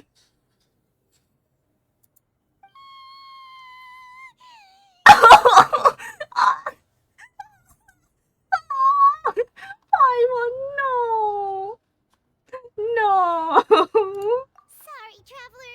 Paimon will try her best. It's just that Paimon's never read something so scary before. How could someone write something that terrible in such a matter-of-fact tone? You read the rest. Paimon's too scared to keep going. Aw. The goal of the researcher is to save his lover, a woman called Bidrenier, who was dissolved. So that's why he did all of these experiments. But did he really think he'd be able to find a way just by dissolving people over and over? That's just insane! There's another name here, Vachier. Huh? Isn't that the name you heard by the fountain? Paimon thought he was an eyewitness in the serial disappearances case. No, he is a researcher. You mean Vache is the one who did all of these... experiments? Yes, he signed off on a bunch of the experiment reports. The voice I heard from the fountain was probably Bidrenier. So that's it! Vache was no victim, but personally took his lover and... No, that's not it either! If that's the case, why would he want people to resurface from the water? There must be more to this than meets the eye. In any case, Paimon will write it all down.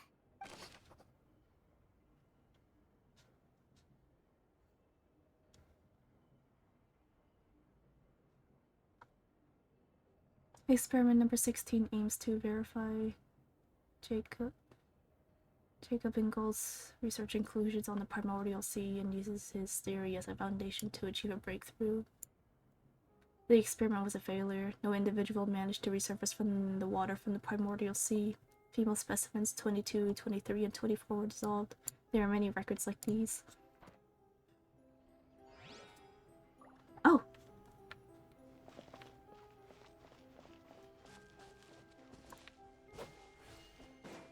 Oops. Oh.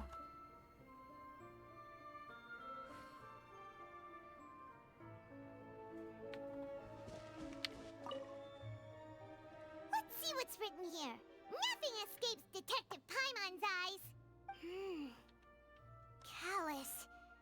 Navia's father. Oh, this seems to be an investigation report on him. It's probably related to his and Jacques' case. Yep, it's about finding someone to assassinate Jacques and Callus because of a lack of confidence that Jacques himself would go through with it. This should prove the existence of the third person, right? We still have not determined the exact content of the key information Callus has passed on to certain members of his organization. The old dog's a real menace to deal with. Even if he abides by the promise he's made to us, he will still have the upper hand. He can act whenever he wants to make our lives miserable. The only option left is to remove him from the picture entirely. I concur. Let's send someone to kill him. He won't declare war as long as we don't touch Navia. Oh. Oh, seems like we've got a bunch of correspondence between the higher-ups. They planned this all in advance. They're all just so evil. Clues concerning the Callus case that were found inside the bookshelf. The mastermind did not believe that Jacques would do the deed, and thus sent a third party to ensure Callus's death. The content that followed also divined the culprit's motive to some extent. Oh,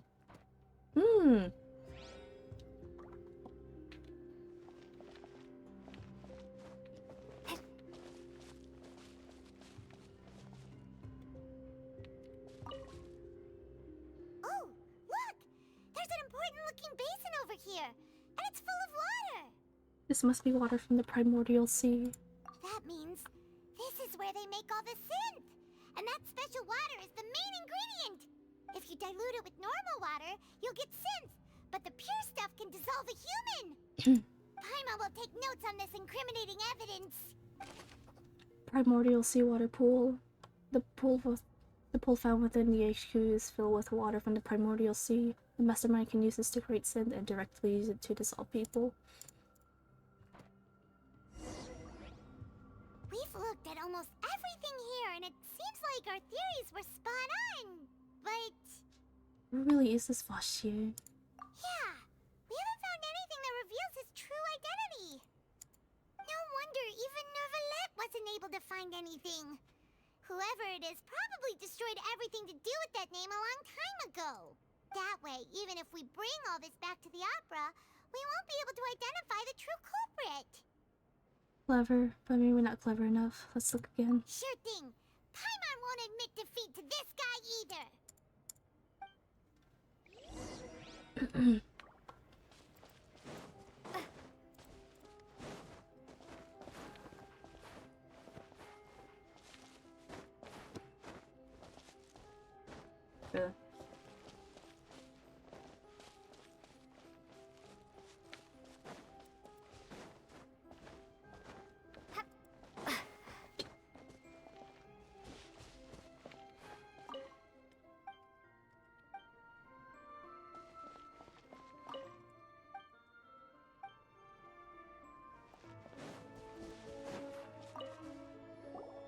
You take that side and Paimon will take this side. Check everything carefully.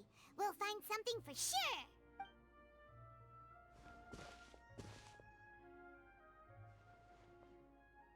Ugh. Nothing at all. And Paimon can't even find snacks either. What?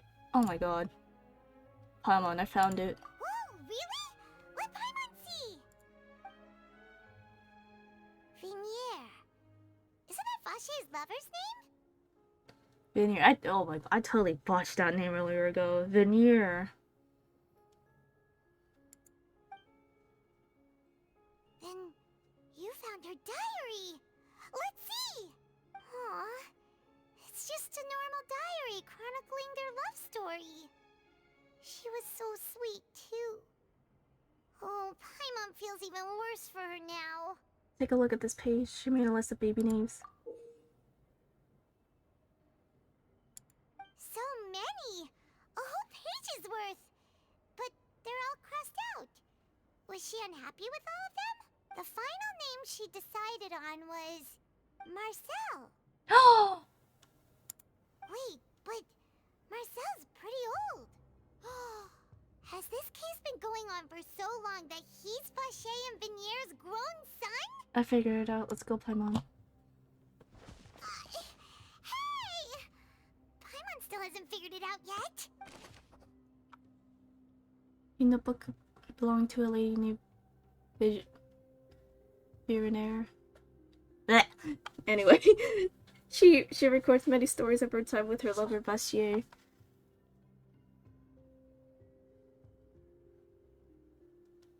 Wait.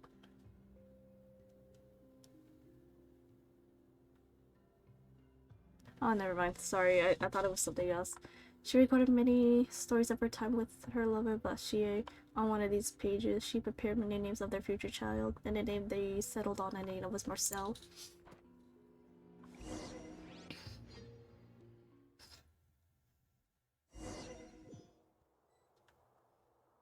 And whose image do you see, Marcel? Is it a man named Vachier? Huh. Oh, so you do know that name. I'm merely surprised you'd suddenly say the name of someone I've never even heard of.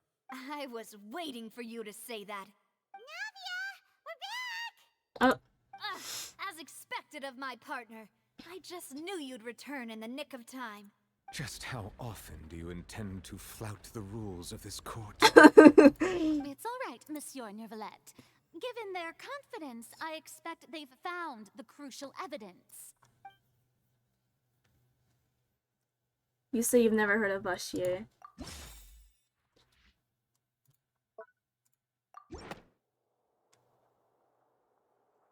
But the truth of it, Marcel, is that you've always been Vacher. Huh?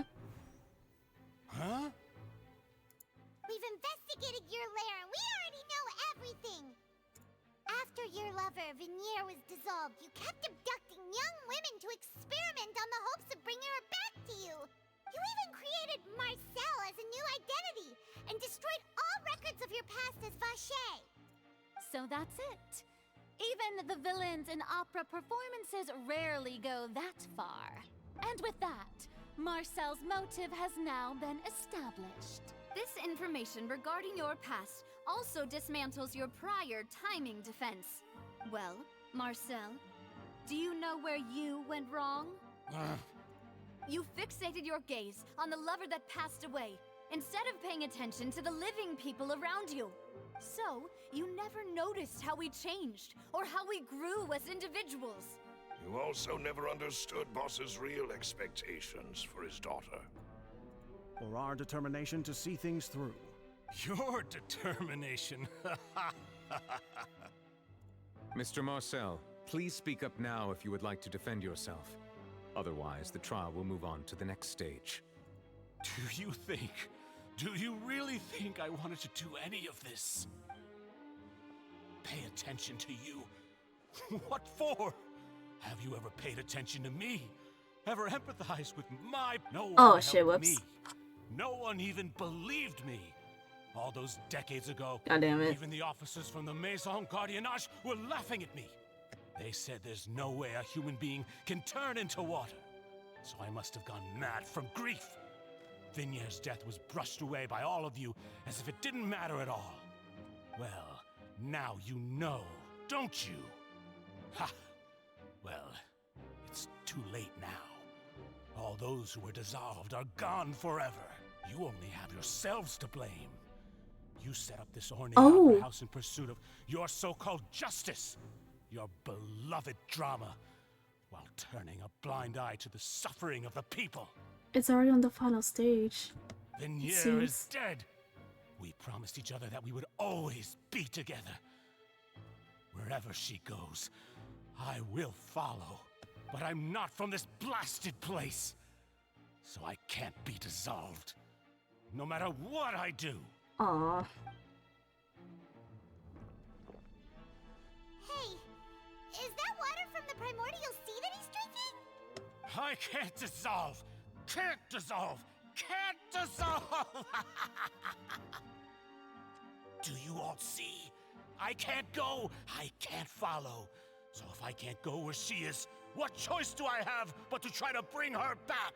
I did all of that, and in the end, that accursed Callus still got the better of me. I spent my entire life living on pins and needles, only to get stabbed by his idiot daughter at the very end. The suspect is exhibiting signs of mental distress. Guards, please restrain him. Don't touch me! Don't anybody come near me! I still need to save Vinier. I promise. We made a promise. Vinier! Please, Vinier! Don't think badly of me. All I want to do is fulfill our promise. At this point, the verdict of this trial is clear. With Mr. Marcel's conviction, the charges against Mr. Tartaglia no longer have any basis. Fine by me. I was in a bad mood, but after a show like that, I'm actually feeling pretty good. Traveler, please submit all the evidence you have collected to the guards, so that I might review and summarize the truth behind the serial disappearances case. The man now known as Marcel was originally named Vacher and worked as an adventurer with his partner and lover Vinier. During an underwater expedition, Vinier accidentally came into contact with water from the primordial sea and was dissolved in front of Vacher as a result. Oh. Vacher learned of the primordial water's existence through the work of others and began to kidnap young women for research, with the goal of discovering a method to restore Vignier back to life. Oh no.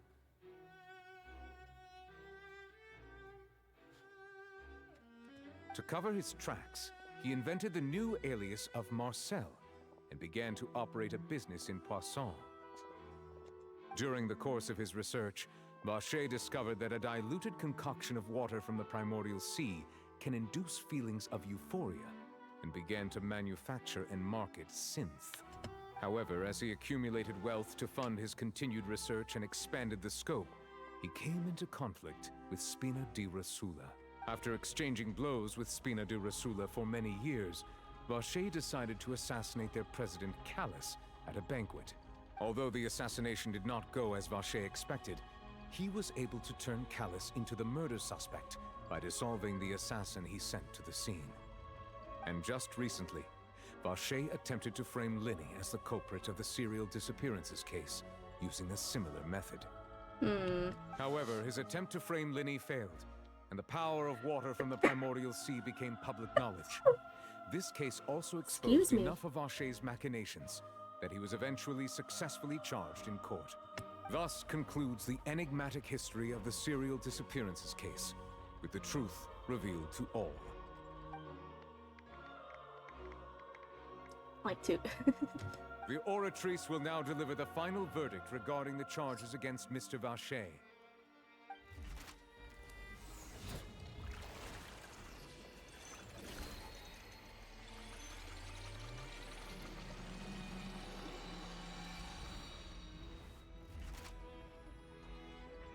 According to the judgment of the Oratrice Mécanique d'Analyse Cardinale, Mr. Vacher is guilty. Guards! Take Vacher away. Good. It's what he deserves. With that, the serial disappearances case is over now. We really just witnessed history. Who would have thought the true culprit would be such a polite and well-spoken guy? Yippee! We helped Navia bring the bad guy to justice! He's hurt so many innocent people and now he's finally getting what he deserves! Huh? Are you okay? Navia. Demoiselle, you were absolutely brilliant. The day our late boss had always hoped for has finally come. You can rest easy now, knowing justice has been served. Yeah. It's finally over. It's all thanks to you guys. And my partner. See, Papa? Spina di Rosula's still doing well with me at the helm. Well now, hasn't this been a most delicious piece of drama? The villain has been caught, justice has been served, past wrongs have been righted, and it's a big ol' happy ending. Since it's been such a great show, I'll just let the false accusations against me slide. Either way, I've still got some business to attend to. So, if you'll excuse me... Please wait just one moment, Mr. Tartaglia. Oh. What now? None of this has anything to do with me. According to court protocol, since this trial was initiated due to a charge against you, a verdict must also be made regarding the initial charge before the trial can conclude. Oh. Oh, come on. Is this really necessary? Haven't you already caught the real criminal? Isn't it time for side characters like me to exit stage left? Please respect the laws of Fontaine. This has always been the rule. All right, but this sure is a lot of hassle. All I need to do is stand over there, right? Let's just get this over with. Through evidence presented in the public trial that was just held, it has been established that Mr. Tartaglia has no direct connection to the serial disappearances case. The guilty party has been identified, and thus it is logical to suppose Mr. Tartaglia is innocent of the charges. We now turn to the Oratrice Mécanique d'Analyse Cardinale to render the final verdict on the charges. I will never get over it. I will never get over it. Oratrice Mécanique d'Analyse Cardinale.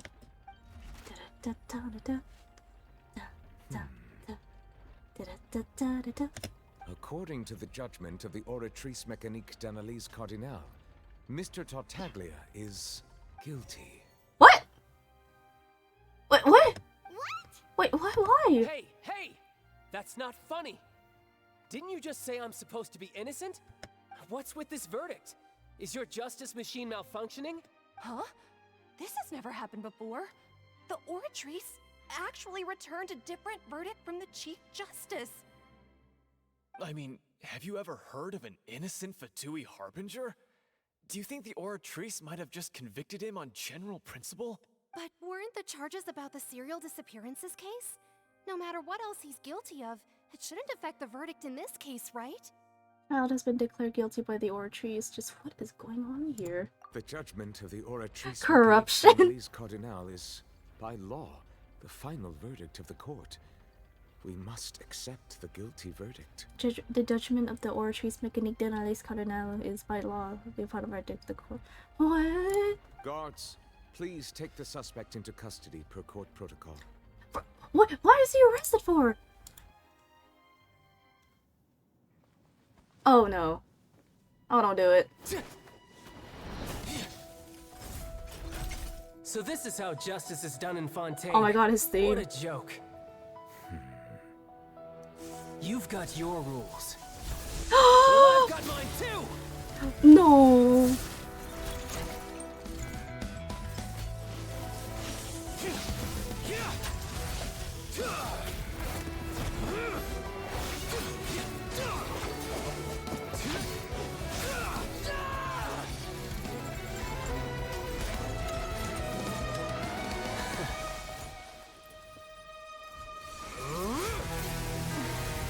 Uh-oh.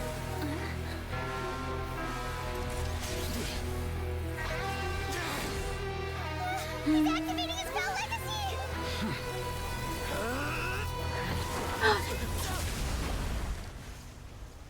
Oh!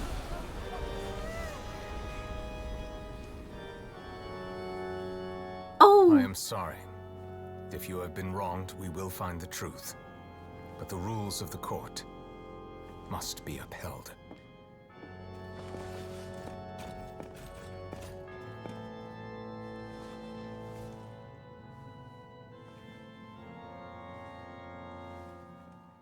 Oh my god.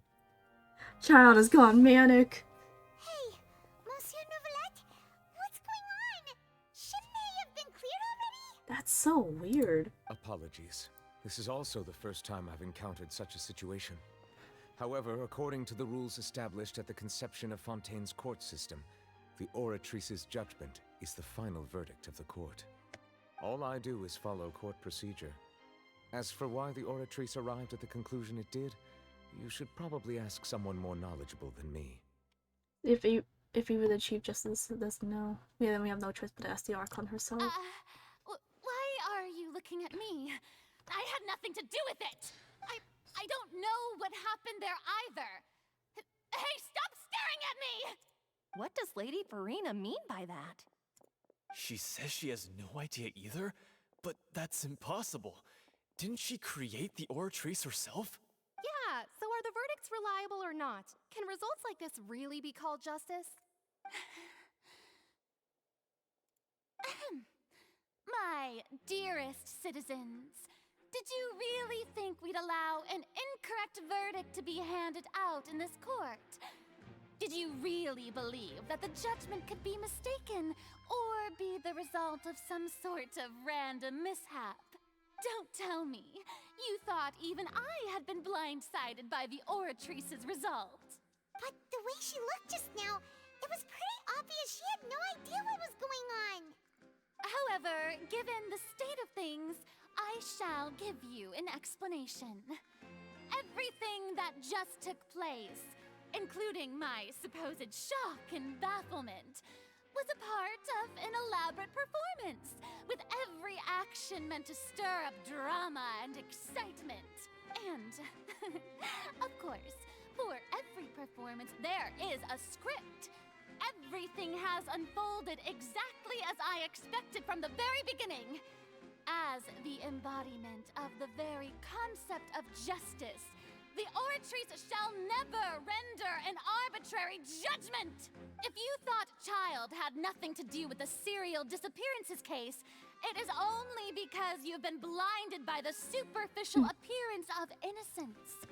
Everything he's done, not to mention the danger he poses, are beyond ordinary comprehension and completely unforgivable! But it's not related to the case, no? All shall be revealed in time.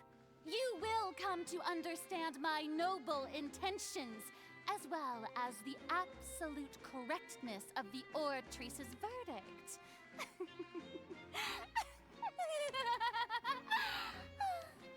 Now, having said that, although I hate to leave things hanging in suspense, it is now time for this performance to end. As the lead actress, I shall be the first to take my leave. Toodaloo! So she chose to make her escape after all, did she? So you're saying we shouldn't put much stock into what she just said? She probably just put on that performance to save face. As for the truth, it's unlikely that she actually has any idea. Way to pull the rug out from under her. However, please be assured that I will continue to investigate this case in a personal capacity. Just as I promised, if the judgment has been incorrect, we will do our utmost to clear his name. All right. Even though we feel pretty badly for him, we'll take your word for it for now. After all, he's done plenty of bad stuff, so he should have known he'd go to prison someday, right?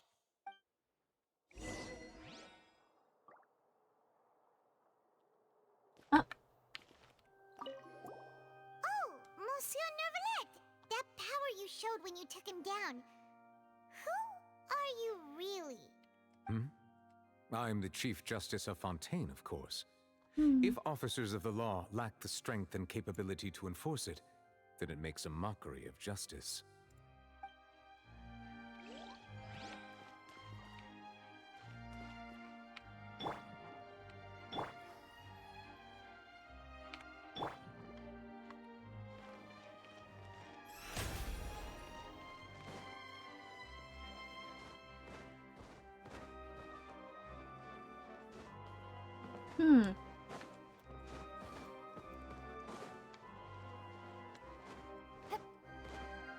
I wonder if Furina has like her own personal reasons.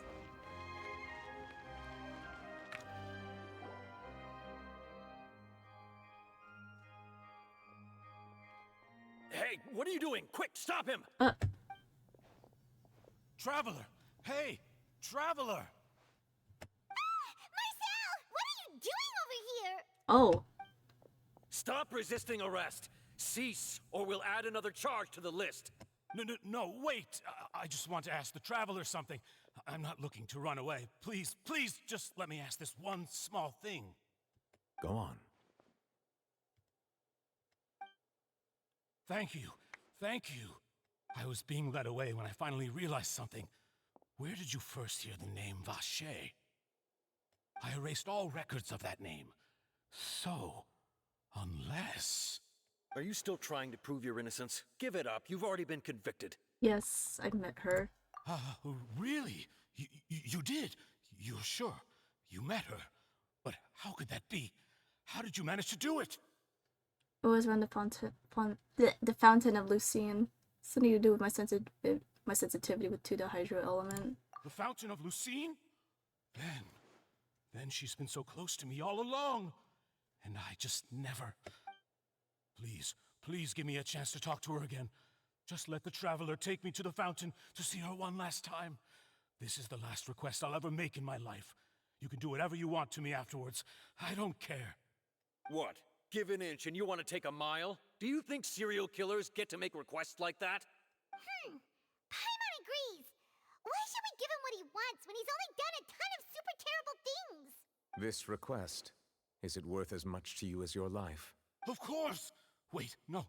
It's worth even more than my life. Humans. Will they betray the instinct to live just to satisfy spiritual needs? Very well. I will grant your request. Your Honor, I fear that... I will go with him. You do not need to worry about any escape. In that case, I shall leave him in your most capable hands, Chief Justice. Thank you, Your Honor.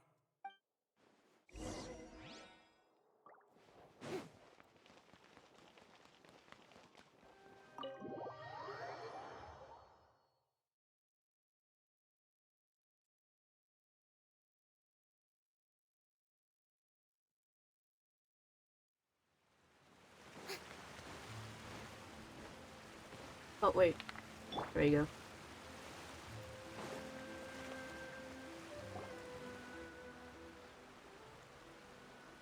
Is this the place? You said she's here, but what do I need to do to see her? Back then I drank water from the primordial sea. It heightened my sensitivity to the hydro element. Yeah, and even Paimon could hear her after drinking that thing. Didn't you just drink a lot of it on the stage as well? Oh, in that case... Vache! Oh. Ah! Yes, that's it! So you heard it too!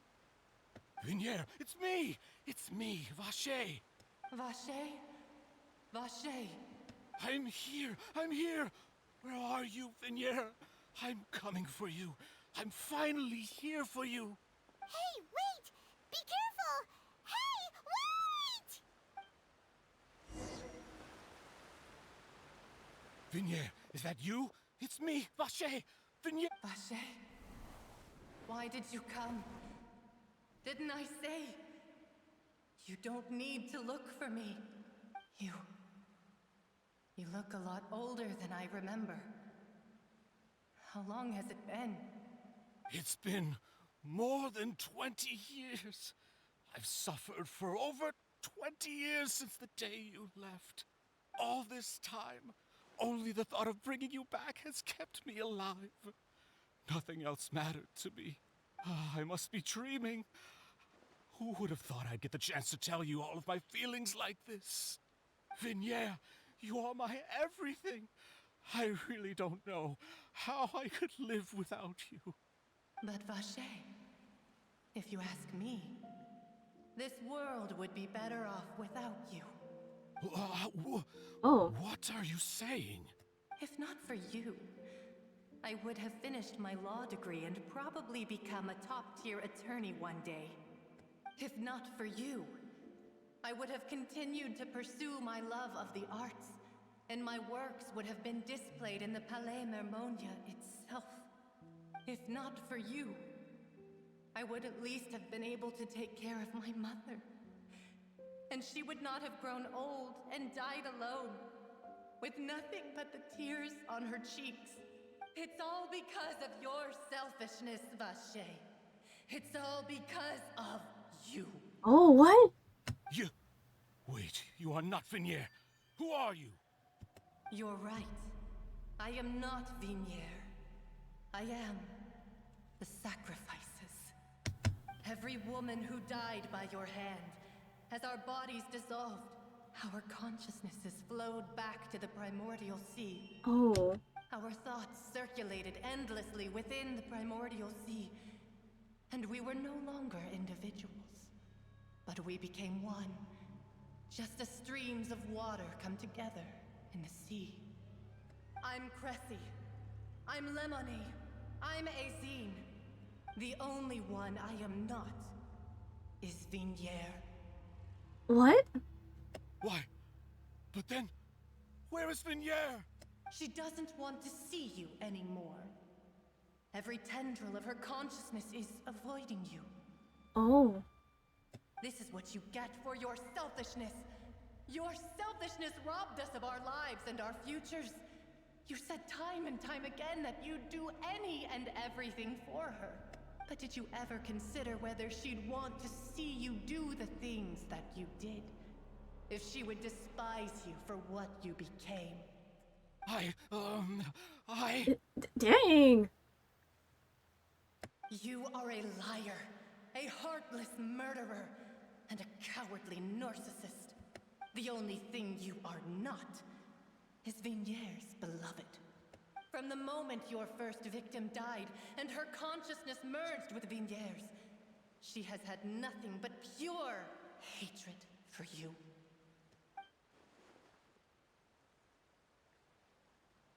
Look, it looks like I didn't meet Veneer back then earlier. They must have wanted me to lure Monsieur here from the very beginning. No! Yeah! She can't hate me.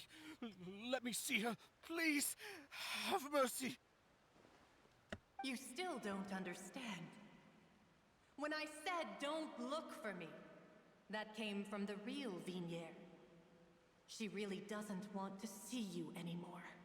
But on top of that, she also said that because it's her final drop of pity for you. She said that because she knew that if you did come here, we will show no mercy to you. Oh. Vache. Vache? Vache. Vache. Vache. Vache. Oh.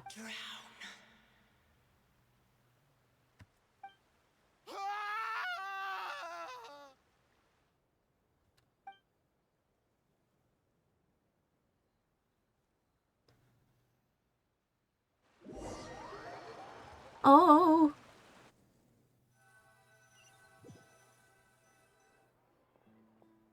That's wild.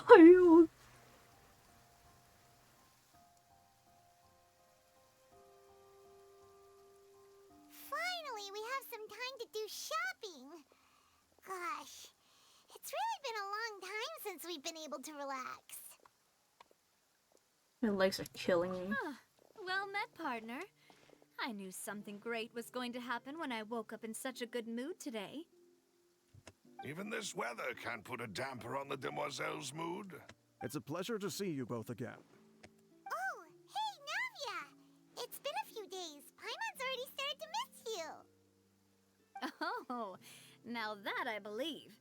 I'm easy to work with and always bring home the bacon. Who wouldn't treasure having a partner like me? I love bacon. Sounds like you're really enjoying life these days, Navia. What have you been busy with since the trial? It's just been one thing after the other. I've been making non-stop trips between Poisson and the courts in Sen. Everyone from Spina di Rosula organized a memorial for my father. We never held a memorial when he first died, since everyone knew that even if we held one back then, no one was going to come. This time, though, everyone in Poisson, and even many people from the court, all attended. So his name's definitely been cleared now. That's what we like to hear. It's been the dearest wish of Demoiselle all along. That blasted stubborn fool. I was right to put my faith in him. I'm so glad I didn't give up on the case all those years ago. Oh, by the way, I ran into Charlotte just after I left the memorial service. Well, maybe it'd be more accurate to say I knew she would be there, and there was no way she'd just let me go. Huh? So you know Charlotte too? The Charlotte? Journalist from the Steambird? Yeah, way back when I first became the president of the Spina di Rosula, she was all over me. Wouldn't take no for an answer. I believe the story was called The True Heart of Darkness, Secret Tales of the Yellow Rose. To be fair, though, it was a really flattering feature. So, we've been on pretty good terms ever since.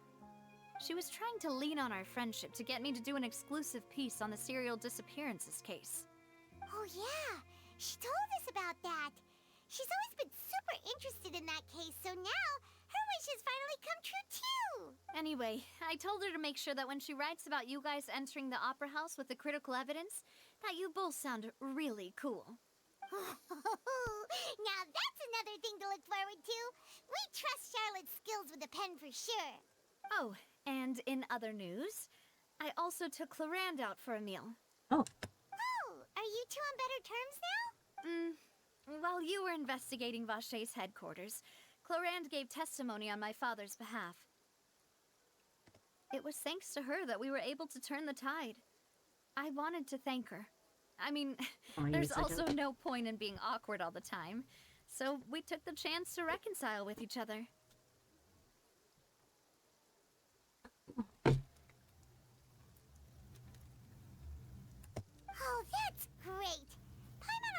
Clarend wasn't actually a bad person. It's always good to have more friends.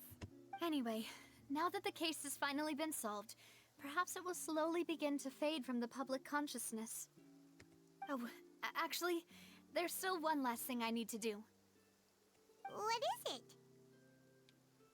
I should pay a visit to my father's grave and tell him the truth of what happened, as well as how it all ended. And on top of that, just how much people still look up to him to this day. That includes me, too. Miss Navia. Indeed. Can I come too? We want to go too! We also think Callus is a really admirable person. Sure thing. I'd like you two to share the moment with me. After all, without you, there might not have been such a positive ending. And in that case, everyone, let's be off. Considering the recent weather, we'll be lucky if we can reach Poisson before dark. Yeah, you're right. It's been raining non-stop for a few days now.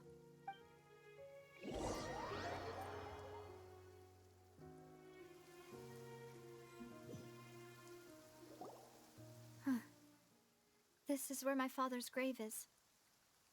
To be perfectly honest, even I haven't been back here for a long time.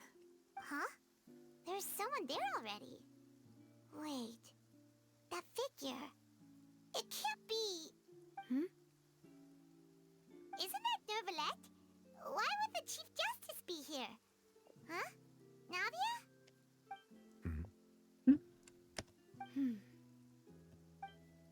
My apologies. I should have asked before coming to pay my respects.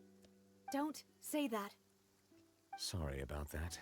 Oh, I was trying to say there's no need for you to apologize. I wanted to show my father how much I've grown, but still, I doubt I've grown to the point that even the Chief Justice would feel compelled to apologize to me over and over. In that case, I will stop apologizing for now. You really could use some pointers on understanding human emotions, Monsieur Neuvillette. In any case, why did you come to Poisson? Well, ever since that day, I've been turning a question over and over in my head. Just what is justice anyway? There was once a time when I didn't want to believe that there could be anything more important to humans than life itself. Oh, rather than that, it's probably more truthful to say I didn't believe humans were capable of resisting the most basic instinct of living things. That they could rebel against their own nature, or consider certain things to be more important than their own lives. Which is also why I didn't stop your father from beginning that fateful duel. I believed that a truly innocent man would never throw away his life like that. That there was nothing, should have been nothing more important than one's own continued survival. But Mr. Callus proved me utterly and decisively wrong. If not for his sacrifice, the serial disappearances case would have remained unsolved to this day. Mr. Callus made the choice he did for his daughter, for his associates, and for many people completely unrelated to him. And in the end, from a certain perspective, one could say that he did it all for the sake of justice. A justice that's higher than life itself. So, you asked me why I came here. I just wanted to say my apologies to Mr. Callus in person. I should have noticed all of this much sooner. This regret has filled me with a sadness that has haunted me for days. That high and mighty chair in the Opera Epiclese indeed insulates one from many important things.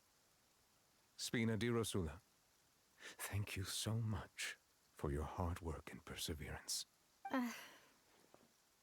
I'm sorry for being mad at you before. So, you're actually one of those types that's cold on the outside, but pretty thoughtful on the inside, huh? That reminds me of Silver, one of my guys. Sorry about that.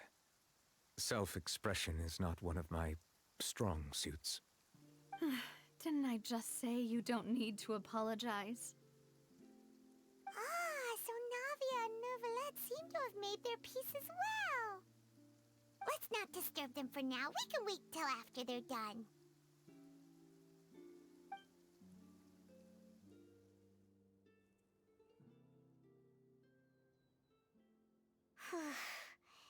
Paimon's never paid respects at someone's grave before.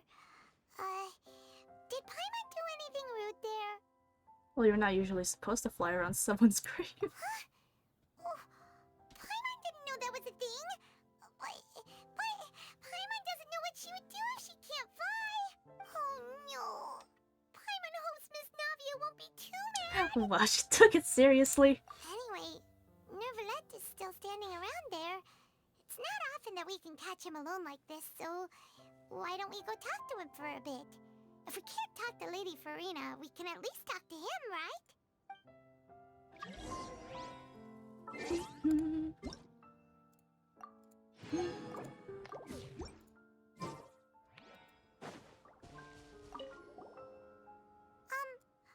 Paimon's really sorry, Navia, but Paimon did something pretty disrespectful just now. What are you saying, Paimon? Oh. I don't think I get it. Well, aren't you not supposed to fly around someone's grave? Huh? Who told you that? Hey, traveler! When did you mess with Paimon again?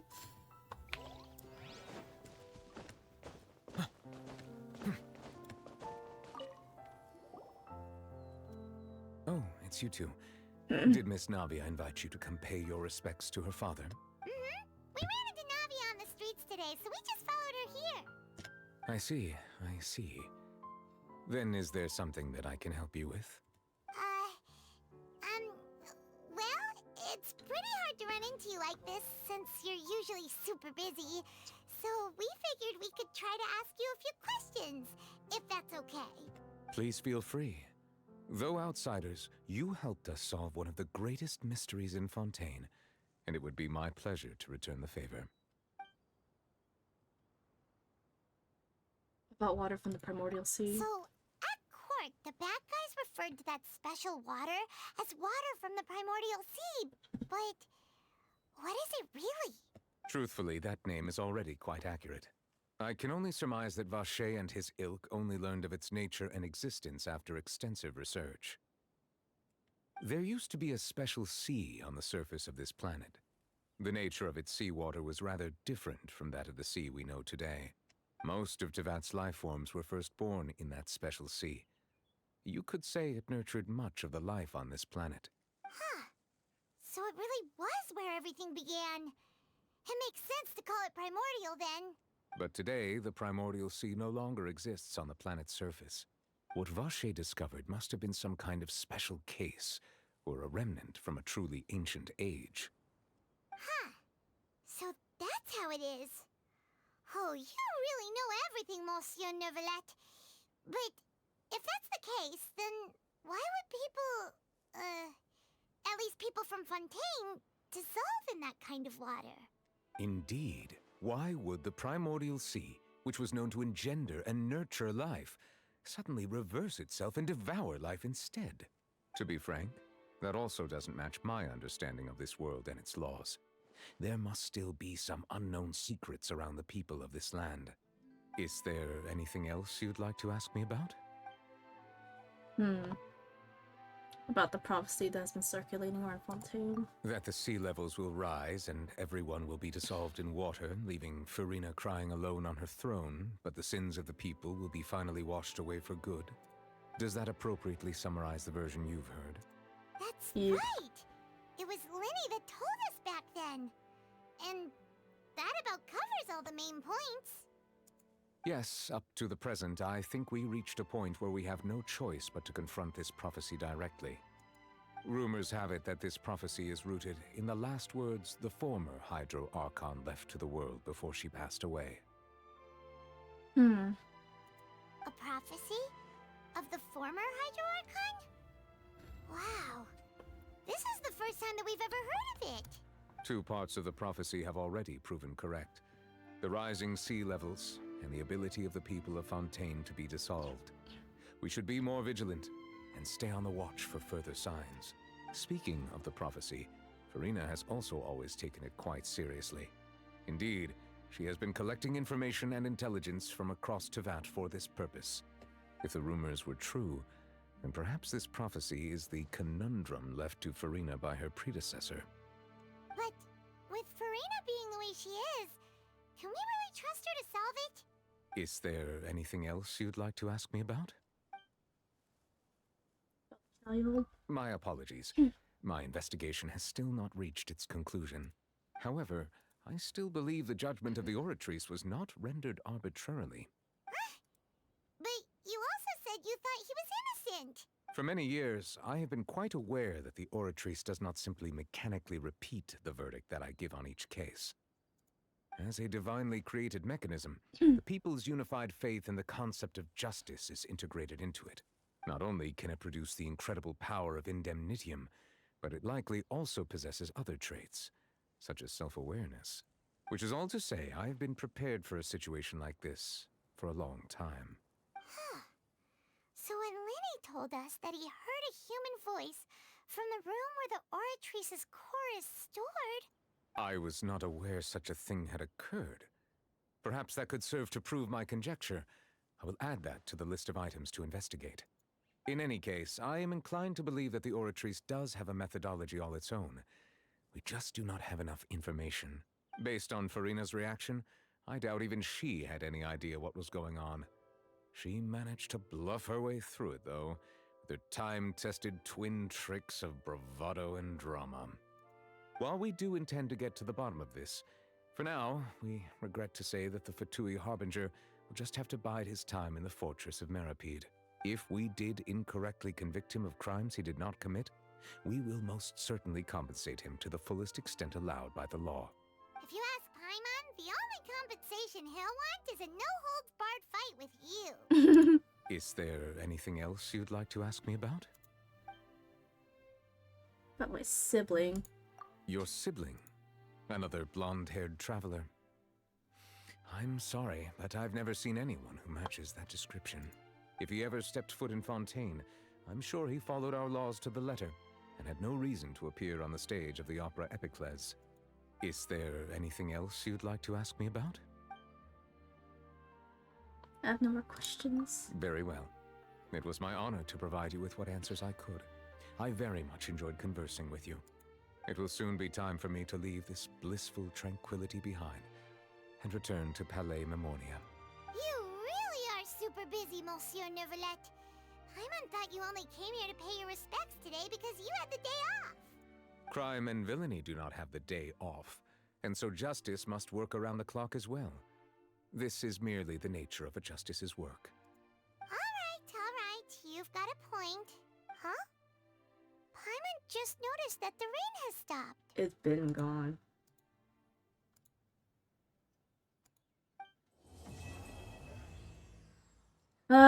Finally Act 2. You know, we've been walking around for a while now. Why don't we go back to the Spina di Rosula base in the court of Fontaine and have a rest? What I want to do, honestly.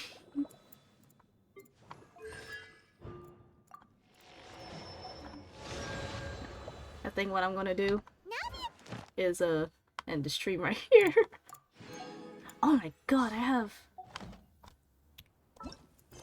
more content. Bruh.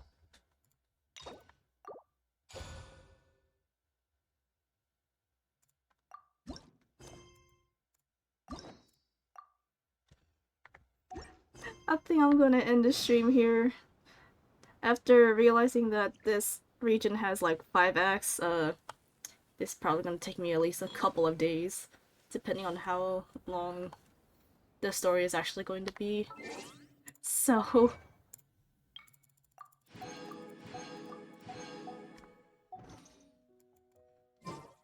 I see the value in my own work, but I also see the meaning in all the endeavors of the people of Fontaine. I believe 16 days? I will continue to take pride.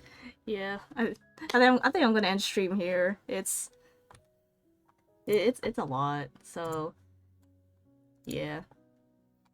So thank you to everyone that came by to say hi, and and anyone that joined my stream, even if it was for like 1 second. I really appreciate it, really. But yeah, I'll upload the VOD to my VOD channel on YouTube if I can. Once I figure things out. But yeah. Oh, but yeah, I'll end stream here. Bye bye.